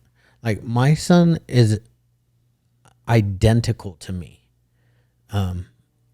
But never had anything like that happen to him. Nothing shifted in his life. Yeah. Yeah. So like that was the shift for me. I always always felt a little bit different. I didn't feel right in my skin. So I don't know that my son even carries the disease of addiction or that disease that we have. Yeah. But who knows what would have happened. I don't really care at this point because look at what's happening now. Yeah, bro. Yeah. You know, So good. Yeah. and I feel like that for in everybody's life, and I want to like offer people hope because like Yeah. you know, we had a friend of ours who you know, went through even worse than what I went through, and he didn't take his life, but he couldn't get through it, and he died from fentanyl like 4 months ago. Our good friend. Yeah. And Poor guy. remember his podcast? A lot of pain. Yeah. A lot of pain. My mom was worried about him. She watched the podcast. She called me that evening. Like she knew. She knew. She knew. She said, "Oh, Shane, this kid, I don't Yeah. feel good about this guy." Yeah. Yeah. Oh, gosh. Well, I do think you guys are definitely bringing hope. You know, number one, I will say, you got to get real to get healed. Mm. You got to get real to get healed. What does that mean? That means talking about some of these things that have happened, childhood trauma, you know? That's how you get healed. You have to talk about it. So the fact, like I said, I think the biggest takeaway from you guys in general, not just the podcast, because the podcast is incredible, but it's you guys, it's your character, it's who you guys are. Like, this is you day in and day out. This isn't an act. No. You don't just turn on the mic and like all of a sudden, no. Like, you guys are constantly being vulnerable and transparent and being real about the stuff that's happened. That's the first step, you know? And then the second step is offering that help to others. I mean, you guys are available to, I can't even imagine like the 24/7 to just be on call, you know, and have to like be there and then the news you have to deal, like struggle with too. I mean, you guys are real, like, I would say you guys are God's soldiers. You guys are. Thank you. You really Yeah, are. appreciate it. Yeah. I really do believe we're doing God's work. Yeah. Yeah, I've felt that firmly for the last 15 years since I've been in this industry. Yeah. Yeah. Even when you were being a dick. Yeah. Yeah. Still helping people. Still weren't you? helping people. Hey, sometimes we need that though. We need somebody with a strong backbone. Yeah. You know, I think you're needed just as much, you know. I was being a dick the same time he was too. We were both dicks. Yeah. Yeah. It happens. There was a lot of money Lot of in money. this industry at one point in time. We called it the gold rush. Yeah. And it was rough. It was hard to stay. Level. Yeah. like integral or like No, not integral. Just it Okay. was hard to. It was just so much. It was just hard to not buy that or buy this and really overspend and overindulge. Yeah. You know, and not And I be don't yourself. feel like I'm not one that believes that like God has allowed me to make money because he knows that I'm not selfish with it and I do good things with it. I'm not as amazing as that guy on that Saturday when he was like, God just told me to just write Empty a check. my bank account. Yeah. He gives away 64% of his income. Yeah. I like looked him up. Anyways, yes. That's that was not the you. guy at the thing says he gives away. I want to I- empty my bank account But here's today. the thing. Yeah. I live more. If I probably do, though, to be honest with you, with my businesses, I probably live on 5% of what my businesses generate. Yeah. The rest of it goes to the rest of the world. That's a part of my business. Yeah. I don't think there's anything wrong with that though. No. I mean, you're working 24/7. Yeah, no, I don't. I think that the best job in the world is the job that I have. Like, I get to help people, and I get to have an amazing life, and and I get to help people. Right. You know, and I get to do this on a daily basis. There's nothing wrong with that. Like, I don't sit around and I'm not like, you know, when I pray to God and I pray about my businesses and I ask him to, you know, to continue to help them to flourish and to help other people, and I'm not asking for money, but God also knows that it takes money to run the business, It does. you know? It takes money to combat things, Yeah. you know. Even Well, like we with have to combat the government. We have to combat all the stigma. This is a fucking stigma-ridden industry. The NIMBYs. People will tell me like this all the time. What do you do for a living? I'm like, oh, I own drug and alcohol treatment centers. And I'm like, oh, that's so great. You help so many people. And they're, where are they? Oh, one of them's right down the street from your house. Oh, really? In my backyard? Right. Those are called NIMBYs, right? NIMBYs, Gotcha. yeah. Not in my backyard. Not in my backyard. I didn't get it at first. I was wondering what the hell it was. NIMBY? Yeah. Not Never heard it before. in my backyard. Yeah. Got it. They love what we do, but they don't want the treatment center right next door And that's to just them. like when you're watching TV, like say, okay, so you're okay with people coming into our country, let them stay at your place. You're like, no, I rent. I rent. I don't have an extra room. Where do you want them to fucking stay? You know? Until it affects them personally, right? Right. And then all of a sudden it's like, help me, you know? My Yeah. family struggled with addiction. My uncle died. Unfortunately, he relapsed after 8 years. Oh, damn. And so that's when I was telling you my grandma lost a son, you know, lots of addiction in my family. So when you come, you know, from a place of addiction where you understand it, you know, it's like, of course, you can see the benefits. It's when you don't have understanding.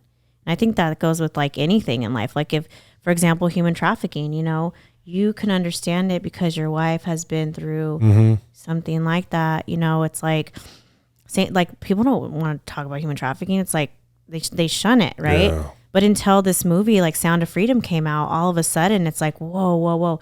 You know, human trafficking is the #1 crime in Orange County. Yeah. Yeah, how many people are taken every day? It's a lot. It's 1 million kids missing a year. It's insane. It's crazy. It is. But because it's, you know, similar to like drug chemical dependency, because you're not seeing it all the time, you know, in your face, it's like, it's hard to believe that it's really an issue. You know, it's not until you get up close and personal, you start hearing these stories about people that you know, are family members, and suddenly it's like it hits home. Yeah. And I'm just praying that people's eyes can start to be open to these crises. A lot of evil out there. Lots of it, you guys. It's really bad right now. It's really bad.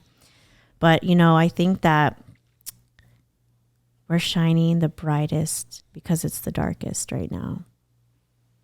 We're shining bright. Yeah, God has a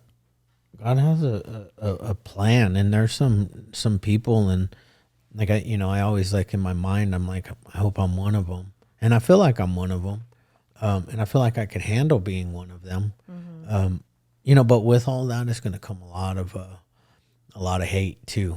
Oh yeah, You know, when you're shining a beautiful light on the evil that's happening in the world, they'll come after you. Yeah. But I'm hoping that I can bring people together, because there's a lot of good in this world too. There is. And some of There those is a lot people, of so many people have been manipulated by the evil. They're not really the evil. They've just bought into the lie. Exactly. the evilness that. It's the easy road. Yeah. It's the easy, lazy road. The Yeah. quick money, the fast money, the fast this, the quick that. That's why I don't really like to follow like the people that even like the fitness coaches and stuff. If they're talking about cars, money, houses, you can sell a little bit of that because you're doing a sales pitch. But what else are you doing? Yeah. Because the truth is if I'm trying to sell you like a better way of life, it's not cars and money, Right. and that it's health, Integrity. it's integrity, it's your body. All of the cars, money, that stuff comes, but like, I'll be honest with you, I have some really nice cars, but I don't feel that great pulling on. I will never drive a car like that here. Like I'm not gonna. I did it before in the past, and I feel like people thought I was a douchebag. Oh, yeah. And I don't do that anymore. I have cars that, like, I take my wife out on a date in. I take my daughter out on a date in. My son and I, we just went in the Yukon on our date, our bro date. Bro date, yeah. But we sure did throw it down at Mastro's. Oh, you did? I love Mastros. You got $170 steak. You did. Oh yeah. Nice. The tomahawk? He got they had a Australian Wagyu, 16-ounce ribeye. It's a big fucking steak. that's Bone out, too. Did he eat it all? Oh, yeah. Ooh, I took bone half out. of it home. I heard bone in's better because it's The more juice, flavor. yeah. The juice. It was this big. Wow. So we got that. Then we got the lobster mac and cheese. That's I awesome. love that's. I get that every time. Yeah. I love Lobster the mac and lobster cheese. mac. Yeah. And then we got the butter cake. Yeah. We pounded that butter cake, me and Coop. Yeah. I wasn't feeling good by I get the caviar at Mastro's. My bill's always a G. Was it? Yeah. Every time I go, it's between $700 and $1,000. Just me and Marin. Just the two of Wow. us. It's $1,000 because we had Jeez. Yeah, I mean, two Coop, orders of the. Coop and I spent $500. Yeah. Well, there you go. And we don't even, there was no, I don't even think we had water. Throwing two my two God. caviar plates at $175 each or $200 each. There's the 1,000. Yeah. Yeah, bro. Yeah. Yeah. That I will butter say cake, this though, though. I think that, I mean, that's beautiful that you do that, but like, you shouldn't feel guilty if you do. You know, Yeah. you shouldn't. You work hard. You know, I'm gonna bring a verse up in the Bible. It says you're worthy of the wages. You know, you work hard. You're worthy of what you Thank you. do. Yes. Like, it's okay. You know what? If anything, I'm gonna be honest with you. I think that's inspiring. Well, the thing Like- is I don't think people realize The work. that the work that I've done to get here, and it's not, and I'm still doing the work. Like I don't have 8-hour shifts. Like I don't, I'm always on. I don't ever get to, I don't answer my phone when I'm sleeping because I sleep hard and I don't usually hear it. I saw him answer the phone at 12:30 the other night. Yeah. I was asleep too. I woke up and answered. Yeah. Okay. And the only reason why I know is when his phone rings, my phone rings sometimes. Oh. And then I can go back and listen to the recorded calls Gotcha. or whatever. Did I sound sleepy? No, you did all right. Yeah. I shook just out like- of it. Yeah. I shook out. I said, hey, let's go. You know what I mean? But like for me, 12:30, I'm getting up in like 2 hours, Yeah, 2.5 hours. Fuck yeah. Yeah. But I think that, you know what is, Chad, that I've just talking to you guys right now. And I think that I'm going to say this, and it may be a little hard to hear, but I think maybe you care too much about what people think still. Oh, I'm sure I care a little bit. Just a little bit. Yeah. And you deserve, you know what I mean, to like freely be yourself. And it's okay. I think, I hate when people talk about like the pastors, you know what I mean, that are driving the nice car or whatever. Well, first of all, you're not a pastor, so you kind of have a pass already. But I don't, like the Joel Osteen thing, like, I'm like happy for the dude. You know what I mean? Joel like, Osteen has go some for of the best I freaking motivational stuff out there. I don't know why people leave the guy alone. You know what I mean? Like seriously, like who cares? Everyone wants to point a finger, and jealousy Everybody- runs deep. It does. It runs really, really deep. Well, in Christianity, jealousy is what killed Jesus. Yeah. They crucified him because he had more influence than they Yeah. did. Just saying, You know who did that? Shane. The Romans. It was the Romans. Point being that jealousy is a ugly. I mean, Yeah. it's murderous. Yeah, it it's is. murder in your I heart. agree. It's murder in your heart. I agree, but it's not going anywhere. Yeah. You know? And I even told my wife to stop posting certain things because I don't want people to, you know what I mean? Yeah, that's so sad. You guys have It's to do just, that. that's life though. I get it. That's the life we yeah, have. Yeah. you got to protect.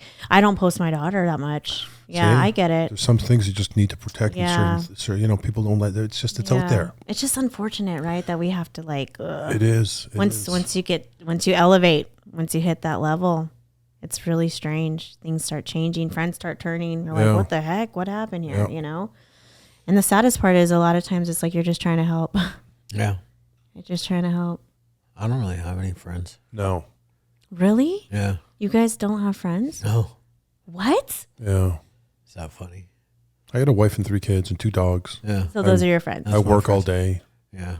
My I wife have- goes out 20. Are you guys tired?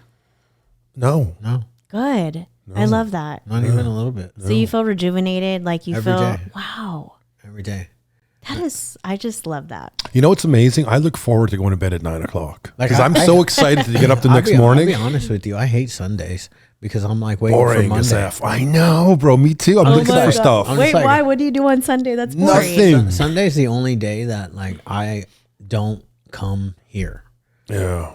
I'm here on Saturday. I'm here every other day. I went to the gym this last Sunday. So I do that. I Yeah. go to the gym, but I try to sleep in until like 4, 12:30-ish on You Sunday. really are the guy that says you got to wake up at 3 a.m. and get the day started. You're that guy. I'm that guy. You're not the guy talking about it, but you're, you know what I mean? Like you're doing I'm it. the real guy, yeah. Yeah.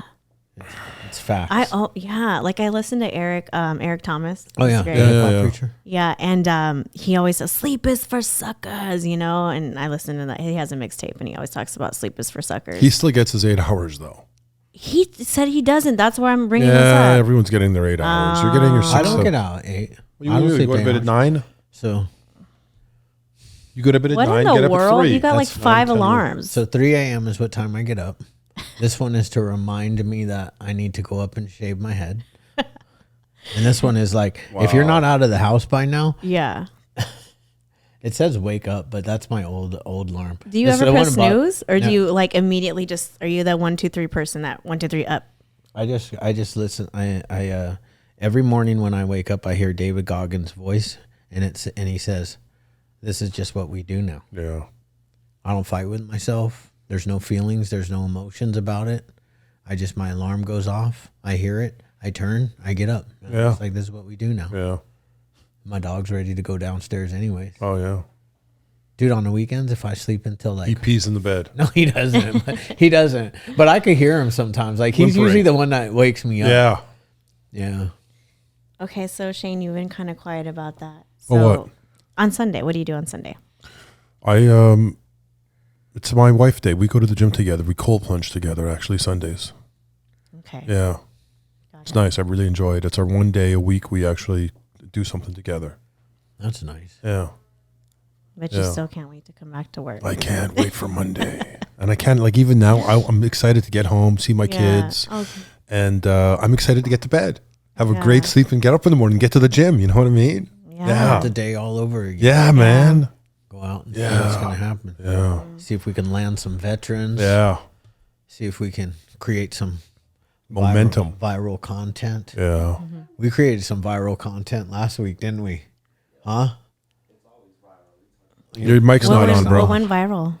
It hasn't yet. We haven't planted the seed. It was a good laugh, Is though. it the whole like surprise thing that's no, coming? Okay, no, that's this was something who else. was here that we were laughing so. Oh, it was, what's her name? Well, first the girl it was in the wheelchair. Mandy. Mandy Yeah. was one of them. Mandy shit's gonna go viral. Viral, as for fuck. sure. Shane's face Yeah. when this girl said what she Yeah, said. man. He was like, we were both just sitting here, just like intently listening to her, Yeah. just like this, and then Just what took she us for a turn. What she said, she just Yeah.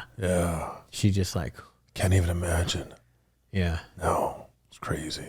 Ooh, Well, stay that's- tuned. Oh yeah. So Mandy, she lost her legs in a train accident. She got hit by a train. So I'll just give you one hint about it. It's when you get to that episode, it's towards the end, in one word, Pornhub. Oh yeah. Wow. Oh my gosh. Okay, now I'm starting to get She it. started it too. It And wasn't us. Yeah. We as gentlemen would Yeah. never bring a porn Right, up with right, a girl. Right. You know what I mean? Yeah, and then the day before we had Nikki again. Oh, that's right. Yeah. Remember we started talking about my mom called my thing. Yeah. That was hilarious. The Irish accent came in and we were off. Yeah. Yeah, Well, that was a speaking good of one, too. porn, let's get real about some. What's your guys' take on porn? I watch it every day. Do you? I'm just kidding. No. No, honestly though, like I think it's this. It gives you a false sense of what's going on out there. false sense of intimacy. Yeah. Okay. And you see these guys and they're looking a certain way. And if you're not looking their way, you might be intimidated or Are you think, talking wow. about the size of their penis? Yeah. Okay. You know, and you might think, you know what, wow, is that normal? Are these things normal? Because most aren't there. Or like, So it can affect men in a negative way. I've heard some parents call me and tell me my son suffers from mental health issues because he can't be intimate. He doesn't think he's enough. And it really affects him negatively. Wow, that's what I'm saying. Like with the kids being on the phone so much these days, it's like I think porn is bad for kids. Yeah. Bad. I mean, like, if that's where you're learning how to, let's call it, be intimate, that's not teaching you how to be intimate. Right. It teaches you sex that isn't necessarily always the best sex, right? What you're hearing from the women is not even the real deal. Yeah, Yeah. so scripted. It's like a movie. Bro. Yeah. So Yeah. like, It's like Batman or something. You're not going to fly like that. so yeah, it can really get a kid. But I think it's twisted. I think it's, you guys are right on. I mean, it's false intimacy. Yeah. It's a false intimacy that's being portrayed, similar to like like the whole social media thing. It's a false, right? It's misconception. It's Oh yeah, for right. sure. Yeah, but it's cool to hear guys say that, and be real about that. Yeah. Because Do you ever watch porn? Yeah, I did. I said, do you? Oh no, it's been quite a minute actually. My wife was always against it. She was what? Always against it. What's that mean? Against. What are you trying to His say? wife What? did not want him to. Do you know that? Did I word? not I don't know. speak I don't know what English? he's trying to say. I don't know that I speak word. Canadian. Against. I don't know what against is. Against. Against. Oh, against. Against. His wife Against. was Against. against. it. Against. Against. Dude, it was, Jesus he was Christ, saying you guys. against. I got me. I wouldn't have figured it out. I was like, his wife was against it. Wow. I don't know what that meant. These fucking guys. You see what I put up with? I do. Yeah. It's not easy. Yeah. I She could was go- on your side on that one too. She was like all backing you up. Like she even gave us the definition without re-saying the word. Yeah. Yeah. You know, you might have made a friend. I did make a friend. I did. Thank you. Backing me up. I appreciate I it. did. Yeah. Yeah. Bastards. Don't turn against him. Well, I'm cramping up. Not enough water today. Your wife was against it, huh? I like that you said that though, because that's something that I think couples, especially married couples, like you probably have to have that stuff. Some women feel cheated on, I know Yeah. like one of my close friends, her husband ended up getting addicted to it, and then she didn't feel good enough, and it caused problems in their marriage, but it was once something that they were okay with together. So it's like, you got to talk about that stuff. Yeah. You Have to. have to. Have to. Yeah, you have need to have- know. Like, yeah. Don't be watching porn if your wife doesn't want you watching porn. Seriously. Well, or don't get caught. I'm not saying anything. Keep I my don't know. I mouth was shut. just being a kid there for a minute. Yeah. Yeah. No bueno. Yeah. Yeah. No, I feel you. Mm-hmm.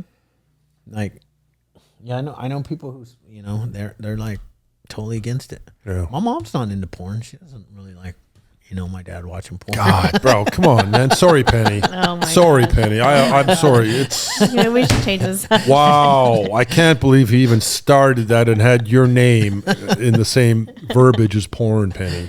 I mean, I'm shocked. Wow. I'm gonna get in trouble for that. Yeah, it's unbelievable. Big time. Your sister right now is saying, "Holy fuck! I can't my believe you said that." Like, gosh. why would you even start that? Why?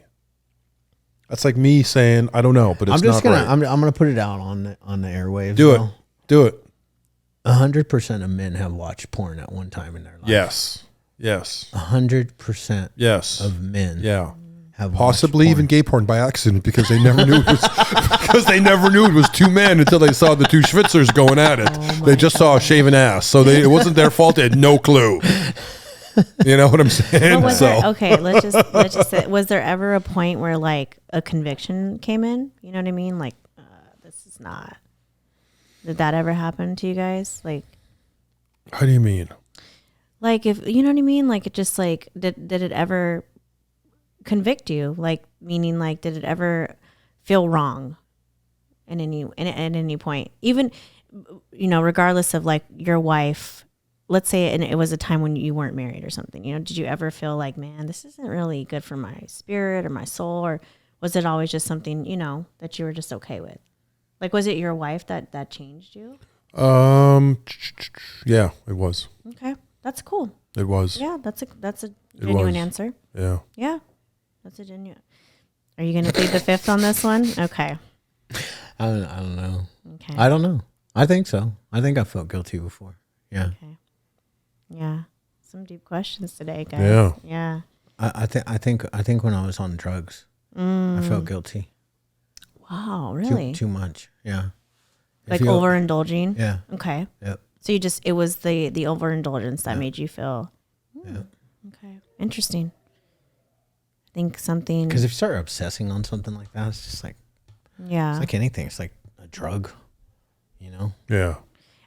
I've heard, like, for example, UFC fighters, you know, who have said like they've cut that out, things like that. And they're like, they can think more clearly when they cut out pornography out of their minds. And, you know, like, wow. it's like they can think sharp. They can think sharp and more clear. And I don't know. I've always had that question, you know, it's a real thing for men. It's like, I was never a guy that sat down and watched a porn movie. You know, I never did that. I never sat there for an hour. I was never like, that's an addict. That's a true, like when I think addict, I'm thinking, well, you sit in there for 2-3 hours watching porn. mm-hmm. That was never my life, Mm-hmm. ever. Yeah. Yeah. Yeah. Mine either. No. Yeah. No. So that's good. So you never got into the addiction of it. No, never. Gotcha. Never. Okay. Never. Yeah. You know, No. just curious. Yeah, and then especially after when, you know, my wife and she went through what she went through, it kind of opened your eyes to a different kind of story. It does. You know, yeah. and how they're treated, how they're treated, Mm-hmm. what drugs they're on, Mm-hmm. The abuse, the mental health, the mental illness they're suffering from. Oh my gosh, it's You know, bad. it's deep. It is. It's really deep. A lot of them are being trafficked too. Yeah. You know, and that's another thing. Exactly. Yeah. Exactly. I dated a guy who worked. He actually ran at the time it was like porn videos. Like he worked there, and he was explaining to me some of the things that the girls have to go through, and I was just like, oh my gosh, like what you're saying. So like I got firsthand information from that, and it didn't really last between us, you know, but, you know, my point is I heard, you know, he had firsthand experience with like watching these girls, and some of the things he said, I will never, I don't want to even repeat it, but I'm just like, gosh, like you would be like sad. Yeah, the way they're treated and that. It's terrible. Yeah. It's terrible. Yeah. You know, but they don't know other way of life though. That's the sad thing. Right. They've been bred or treated a certain way their Mm-hmm. whole life. And they go in that direction. Yeah. Like I've sat with prostitutes, you know, because I did a lot of ministry work in Vegas, did a lot of like brothel ministries, strip clubs ministries and things like that. And I go to lunch. I'll go sit with a prostitute to, you know, take her to lunch. Went to Cheesecake Factory, sat down with her. People are looking at me crazy, you know. I don't care. It's like sitting with a homeless person, you know, an addict. What is it? They're still a person. That's who Jesus hung out with. That's right. He hung out with people like me. And Like people don't realize where I came from. Although I come from a family of doctors and nurses, but I was out on the streets running and gunning with the worst of them for years out in San Bernardino. I used to drive strippers around. That was Yeah, one I of my did too. jobs. I did too. Really? Yeah. Yeah. What do you mean? Like I was driving? driving them to their She was my girlfriend though. one-on-one appointments. Oh, I never Gotcha. did that. I just didn't? took her to the different clubs she would dance at. Oh, Oh, okay. Yeah, I didn't do that. I did that. I was actually like a little bouncer. Oh, I could see that. 120-pound bouncer. Yeah, soaking wet, Yeah. all messed up. All methed out. Yeah, Something crazy about those 120 guys, though. stringy. Yeah, I'd still be afraid. Yeah. You can go off, you know. Yeah. But I would sit with, you know, I took this a prostitute one time, won't mention her name for the sake, you know, of covering her, but she was like, you know, I asked her and she was like, that's what my mom does. So this is what I do. Like she grew up in it, you know. Yeah. They lived at the budget inn, and that was just their life. And, you know, it's like she didn't know any different because she watched her mom do it. So now she does it, Yeah. you know? So anyways, but I like to not other people. When you other people, it's like, it's them. It's othering them, right? Just, it's like when they say, oh, I talked to the stripper, you know, like, it's so weird. It's like, we're all still people. We're all still just normal people, you know? And even like with getting into like helping with human trafficking and stuff like that, it's always like they feel like I think a lot of people make the victims feel so distant, but it's like, it can be your niece. Yeah. It can be your sister. Mm-hmm. It can be your child. Yeah. It can happen to anybody. You know, even like with me, like I grew up in a house with both parents, and that happened. And it's like, it really can. It can happen to anybody. Yeah, anybody. And yeah. And it's like, how would you want your son, your daughter, your sister, your niece, whatever it is, to be treated? You know, if you had the opportunity to like sit with them and really try to get a hold of them in a dark moment like that. Like, would you want to be what'd you call it? The NIMBY? The NIMBY, yeah. Not in my backyard. Would you want to be the NIMBY? No. You know? No. Exactly. Yeah. We just want to save people. We just want to help people. That's all we want to do now. You know? It's really our only goal right now. It's pure. Saving lives. That's it. Saving lives, building a platform. Yeah. I feel like, you know, we're blessed in this era to be able to have a platform like this. And what I mean is, like, you know, where are people getting most of their information from these days? Unfortunately, too many people are getting it from the mainstream media. So it's time for platforms like this to be able to actually come and have a voice. And you can tell authenticity. Mm-hmm. Like, people, like, I go watch the news and nothing on there is authentic. No. Tucker Carlson is, though. Some people wouldn't call him that. No, they call him exactly the opposite. Oh, yeah, nasty. Authentic. I love him. He's the only guy that I actually liked from just because he was authentic and rude, and he would speak his truth. Mm-hmm. He's still going hard. He is, yeah, but I don't watch him anymore because I don't watch the news at all in any way, shape, or form. And I don't want people to think that that's my political view is Tucker Carlson, because I don't have a view on this podcast. No, we don't have sides.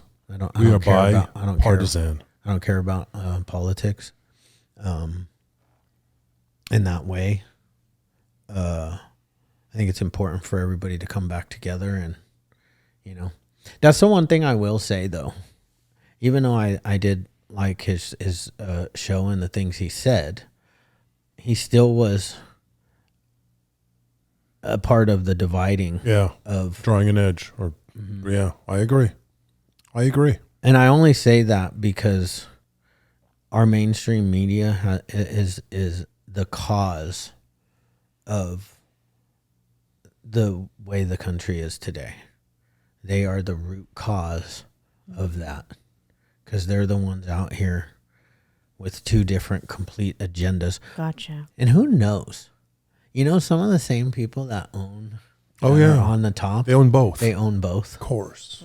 Of course. So what's the narrative? Yeah. You know, what's the real narrative to divide? Yeah. What is a divided country? It's weak. It's weak, country. Yeah. Mm-hmm.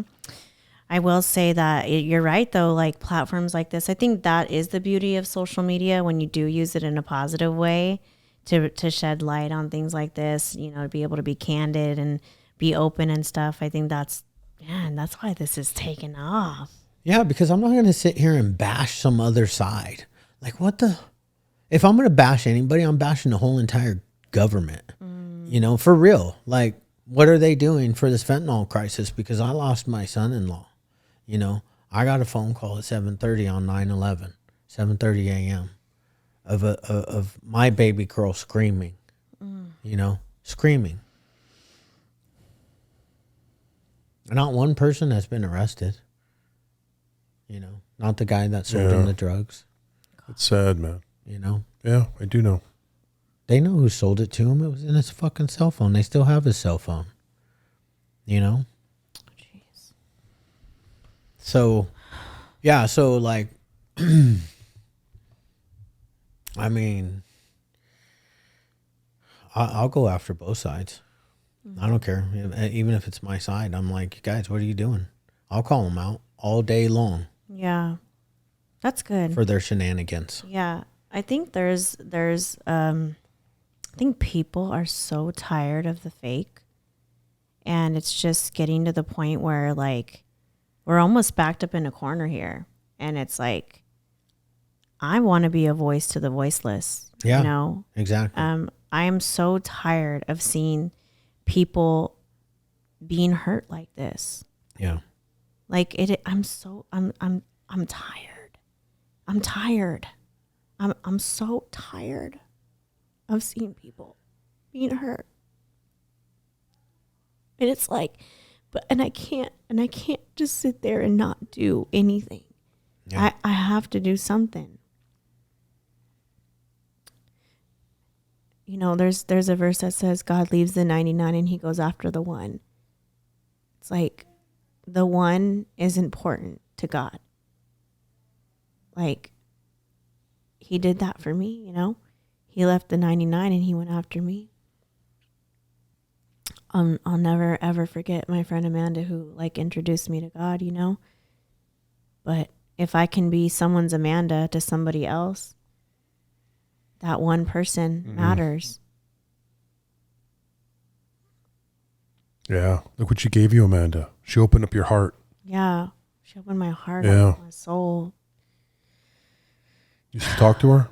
She just reached out to me recently. Wow. I know. She has kids now and stuff. And yeah, it's so weird though. Like I avoid her. Yeah. I don't know why.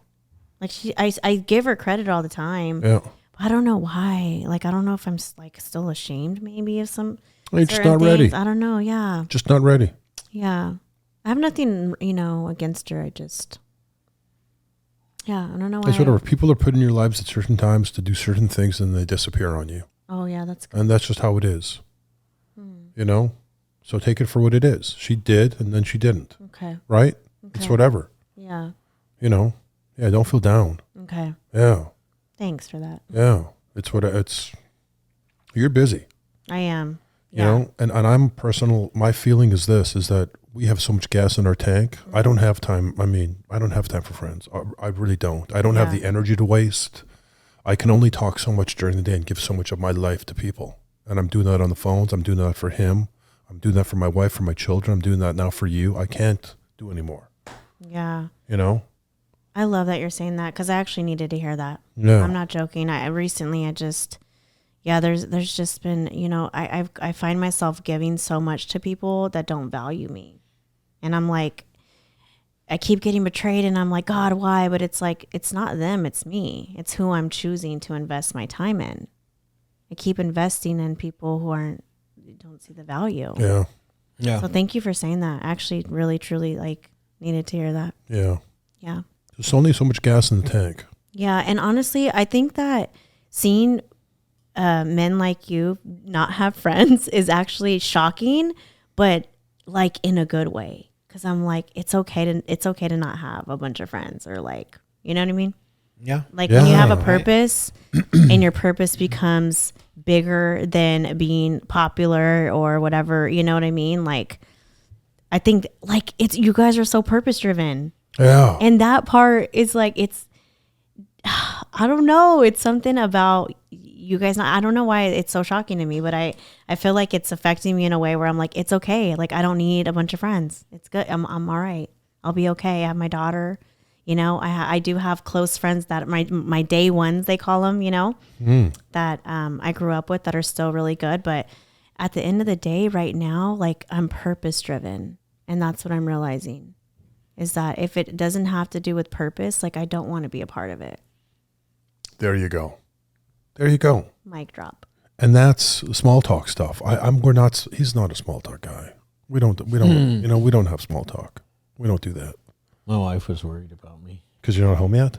She says, you haven't texted me since 4:30. 2:30. 2:30. Yeah, we don't have small talk. Yeah. Yeah. Yeah. No.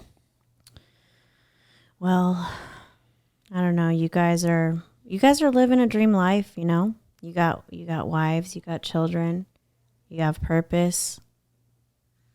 You got the gym. Got the gym. Got the gym, you know? Got my Motiversity. What is that? It's YouTube videos Okay. of just positive motivational speakers. Tim Story shows up on them every once in a while. Yeah. He'll be here Thursday. Yeah. That's going to be powerful. It'll be great. The hip hop preacher, Eric Thomas. Eric Thomas, he's the bomb. I love him. Yeah. Ed Malay. Yeah. We can get Eric Thomas in here. Yeah, you could. He's a phone call away, bro. Yeah, one. You have his phone number? I got it. I'm going to get him. You want him? I'll get him for you. Yeah. You know how much he charges to do it? $40K. Yes, $40K. Yeah. $40K. Yeah. No, I think. It's like $150,000. Is he $150 now? Wow. Just to show up. I worked at Hilton and Les Brown came in and they paid him $50,000 Nice. to speak for an hour. Wow. Wow. Unbelievable. Yeah. You know how much I charge for an hour speaking? How much? $0 Zero. For now. for now. For now. Yeah. Yeah. I don't think that's going to stay very much longer with you guys. I don't. I think we'll do it for free all the time anyways. If it's worth it, we're going to show up. Yeah, I do, but I think there'll be some opportunities for Oh, you yeah. guys. Well, if someone says, hey, show up here for $100,000. Yeah, no, I think I Instead of see that you place, guys we'll go, blowing yeah. up. Yeah, no, I think you guys are going to, no. God's going to bless you guys so Yeah. much. Yeah. He's giving you guys, he's filling up your hands because you're releasing it to the right places. Yeah, and I was just thinking we would probably donate most of the money anyways. I mean, if they're paying me to go someplace, I'm donating the money for the hour. If I ever get $100,000 for an hour, that's donation time. Right. Yeah. a couple of steaks at Mastro's. Yeah, and then donation time. That's fine. Yeah. Yeah. That's nice. And that's okay. That's okay that you're going to enjoy a steak. It's fine. Yeah. Your wife's not going to be happy about that. The donation? Yeah. No, she'll get her piece. I always have to piece her off. Yeah. You got to. Yeah. 20%. Yeah, at least. You know? Are your wives proud of you guys for doing this? Yeah. Do they yeah. ever Yeah. like have, like, do you guys work, like, the wife, we work too much, or do you get any of that ever? No. Wow. No, let's see what I just got because I couldn't pick up today. Let's see what she complained. I'm literally in the middle of dinner. Come on. I would have just stayed there. You said you had him. Please don't do this again. Oh. Yeah. So she's going to pick him up. Okay. Yeah. Okay. That's so you in the guys middle of have a dinner? support system, Yeah. like like you really do. You Yeah. have supportive wives. Yeah, my wife listens to most of the podcasts. She listens to them. We don't really talk about it. No. My wife said she was proud of me the other day, not in those words, but she was saying that someone had mentioned, oh, is that your husband? Like she was out in public with some friends Oh. at the box house. Oh, wow. And some girls were saying, wow, I watched the Hopeaholics. Is that your husband? And she said, yeah. So she brought that home. We're getting out there. So people Yeah. are starting to notice a little. Well, it's just because I hear like the motivational speakers and stuff, and they're like, you got to have a strong support system. You have to have a stronger inner circle, things like that. And for you guys, because you don't have friends, it's this and it's your family. Mm-hmm. So, and that's why I'm bringing this up, because I'm just like in awe that you guys really live this. Like, it's not a front. It's so amazing. It's like, it feels so good. It's like, man. I would say that I am my own best cheerleader. Like, I am the one that tells myself that I can do it. Yeah. But I only am able to do it because before I do anything else, I have God. And that's a fact. Like, God is my best friend. My wife is my best friend. My kids are fun. And that's about it. Shane and I don't really hang out, but we hang out here. Yeah. All day long, Conversation. 7-8 hours a day. Yeah. I don't leave his side. Yeah. I don't like it when you look at me. Oh, I'm like that and sorry. say it like that. It's got to be tough though. We sit on the couch together and work all day long. Yeah, that's okay, a come lot. on, bro. Let's go. Yeah, that's a This lot. fucking guy. But it's a lot. Unbelievable. It's a lot to deal with. Yeah. It's like a lot. most I of mean, I us, don't we care don't how even much like- you love somebody. If you're like, it's a lot to deal with. It's Yeah. a person. I feel like our wives are like happy that we, they like their little bit of quality time. Yeah. Yeah. Yeah. Yeah. Yeah. I heard somebody once say they're like, because there was like the parents were missing a lot. They were at work and stuff. And, she's like, but it's not about, the quantity. It's about the quality time that you spend with your kids or your spouse. Right. Yeah. Same thing.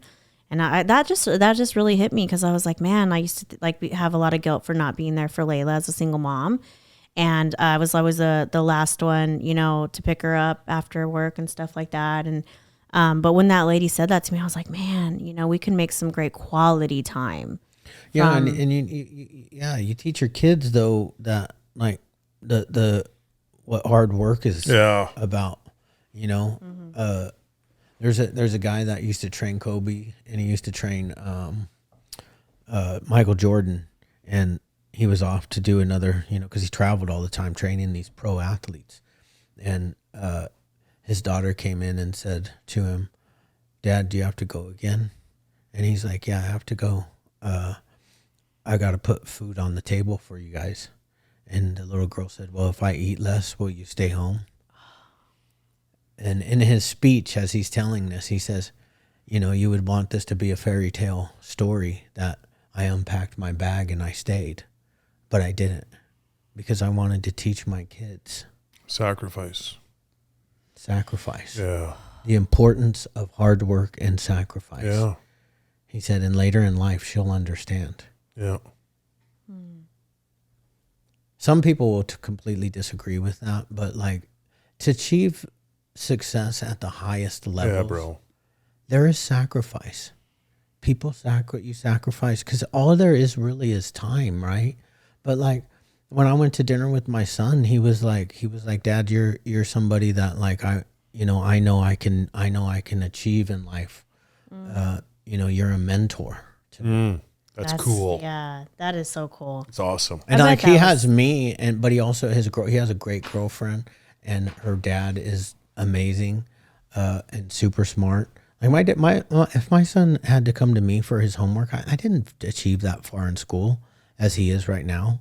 He's 4.2 student. Oh gosh, he's smart. Yeah, I think he's in I don't know what he's in. He's in the.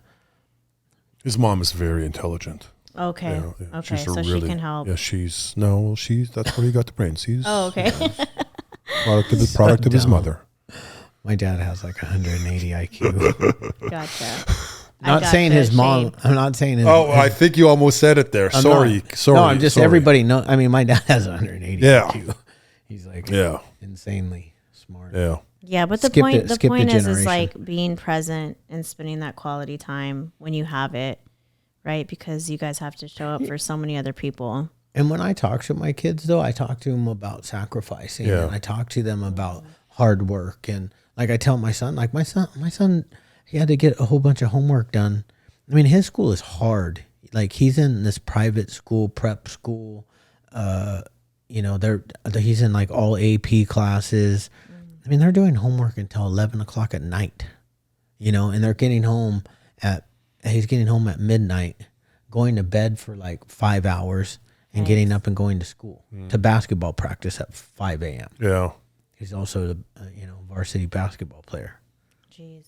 So, wow. He already knows the value of hard work. He's kind of following in your footsteps. Like I wish I would have had worked as hard as he did at his age. I didn't gain this until I was, I got clean and sober. And then I realized, well, I did not. Let me take that back. Being a drug addict like I was, and in the darkest of my days, it was 24 hours, 7 days a week to find meth to put in my veins to keep me going. Yeah. Oh my gosh. So I knew the value of hard work then. I just didn't realize that at some point, I would get clean and sober and go get a 40-hour-a-week job. And I was like, what's this? I was like, right. I'm just going to go, what do I do with the rest of my time? Yeah. It almost, for addicts, it almost feels like you have to fill up your time. Like you said, Sunday, you're like, I just can't wait to go back and have my routine again, you know? Something about the routine. Don't like downtime. I hate downtime. I'm just like not about, because I want to be making moves. Yeah. And when I say that, it's like I don't want to, I almost said I want to be making money, but I don't. I want to be making moves. Make moves or make excuses. Life is a chess game. It's not checkers. Being an employee, like being satisfied with just a mundane life is checkers.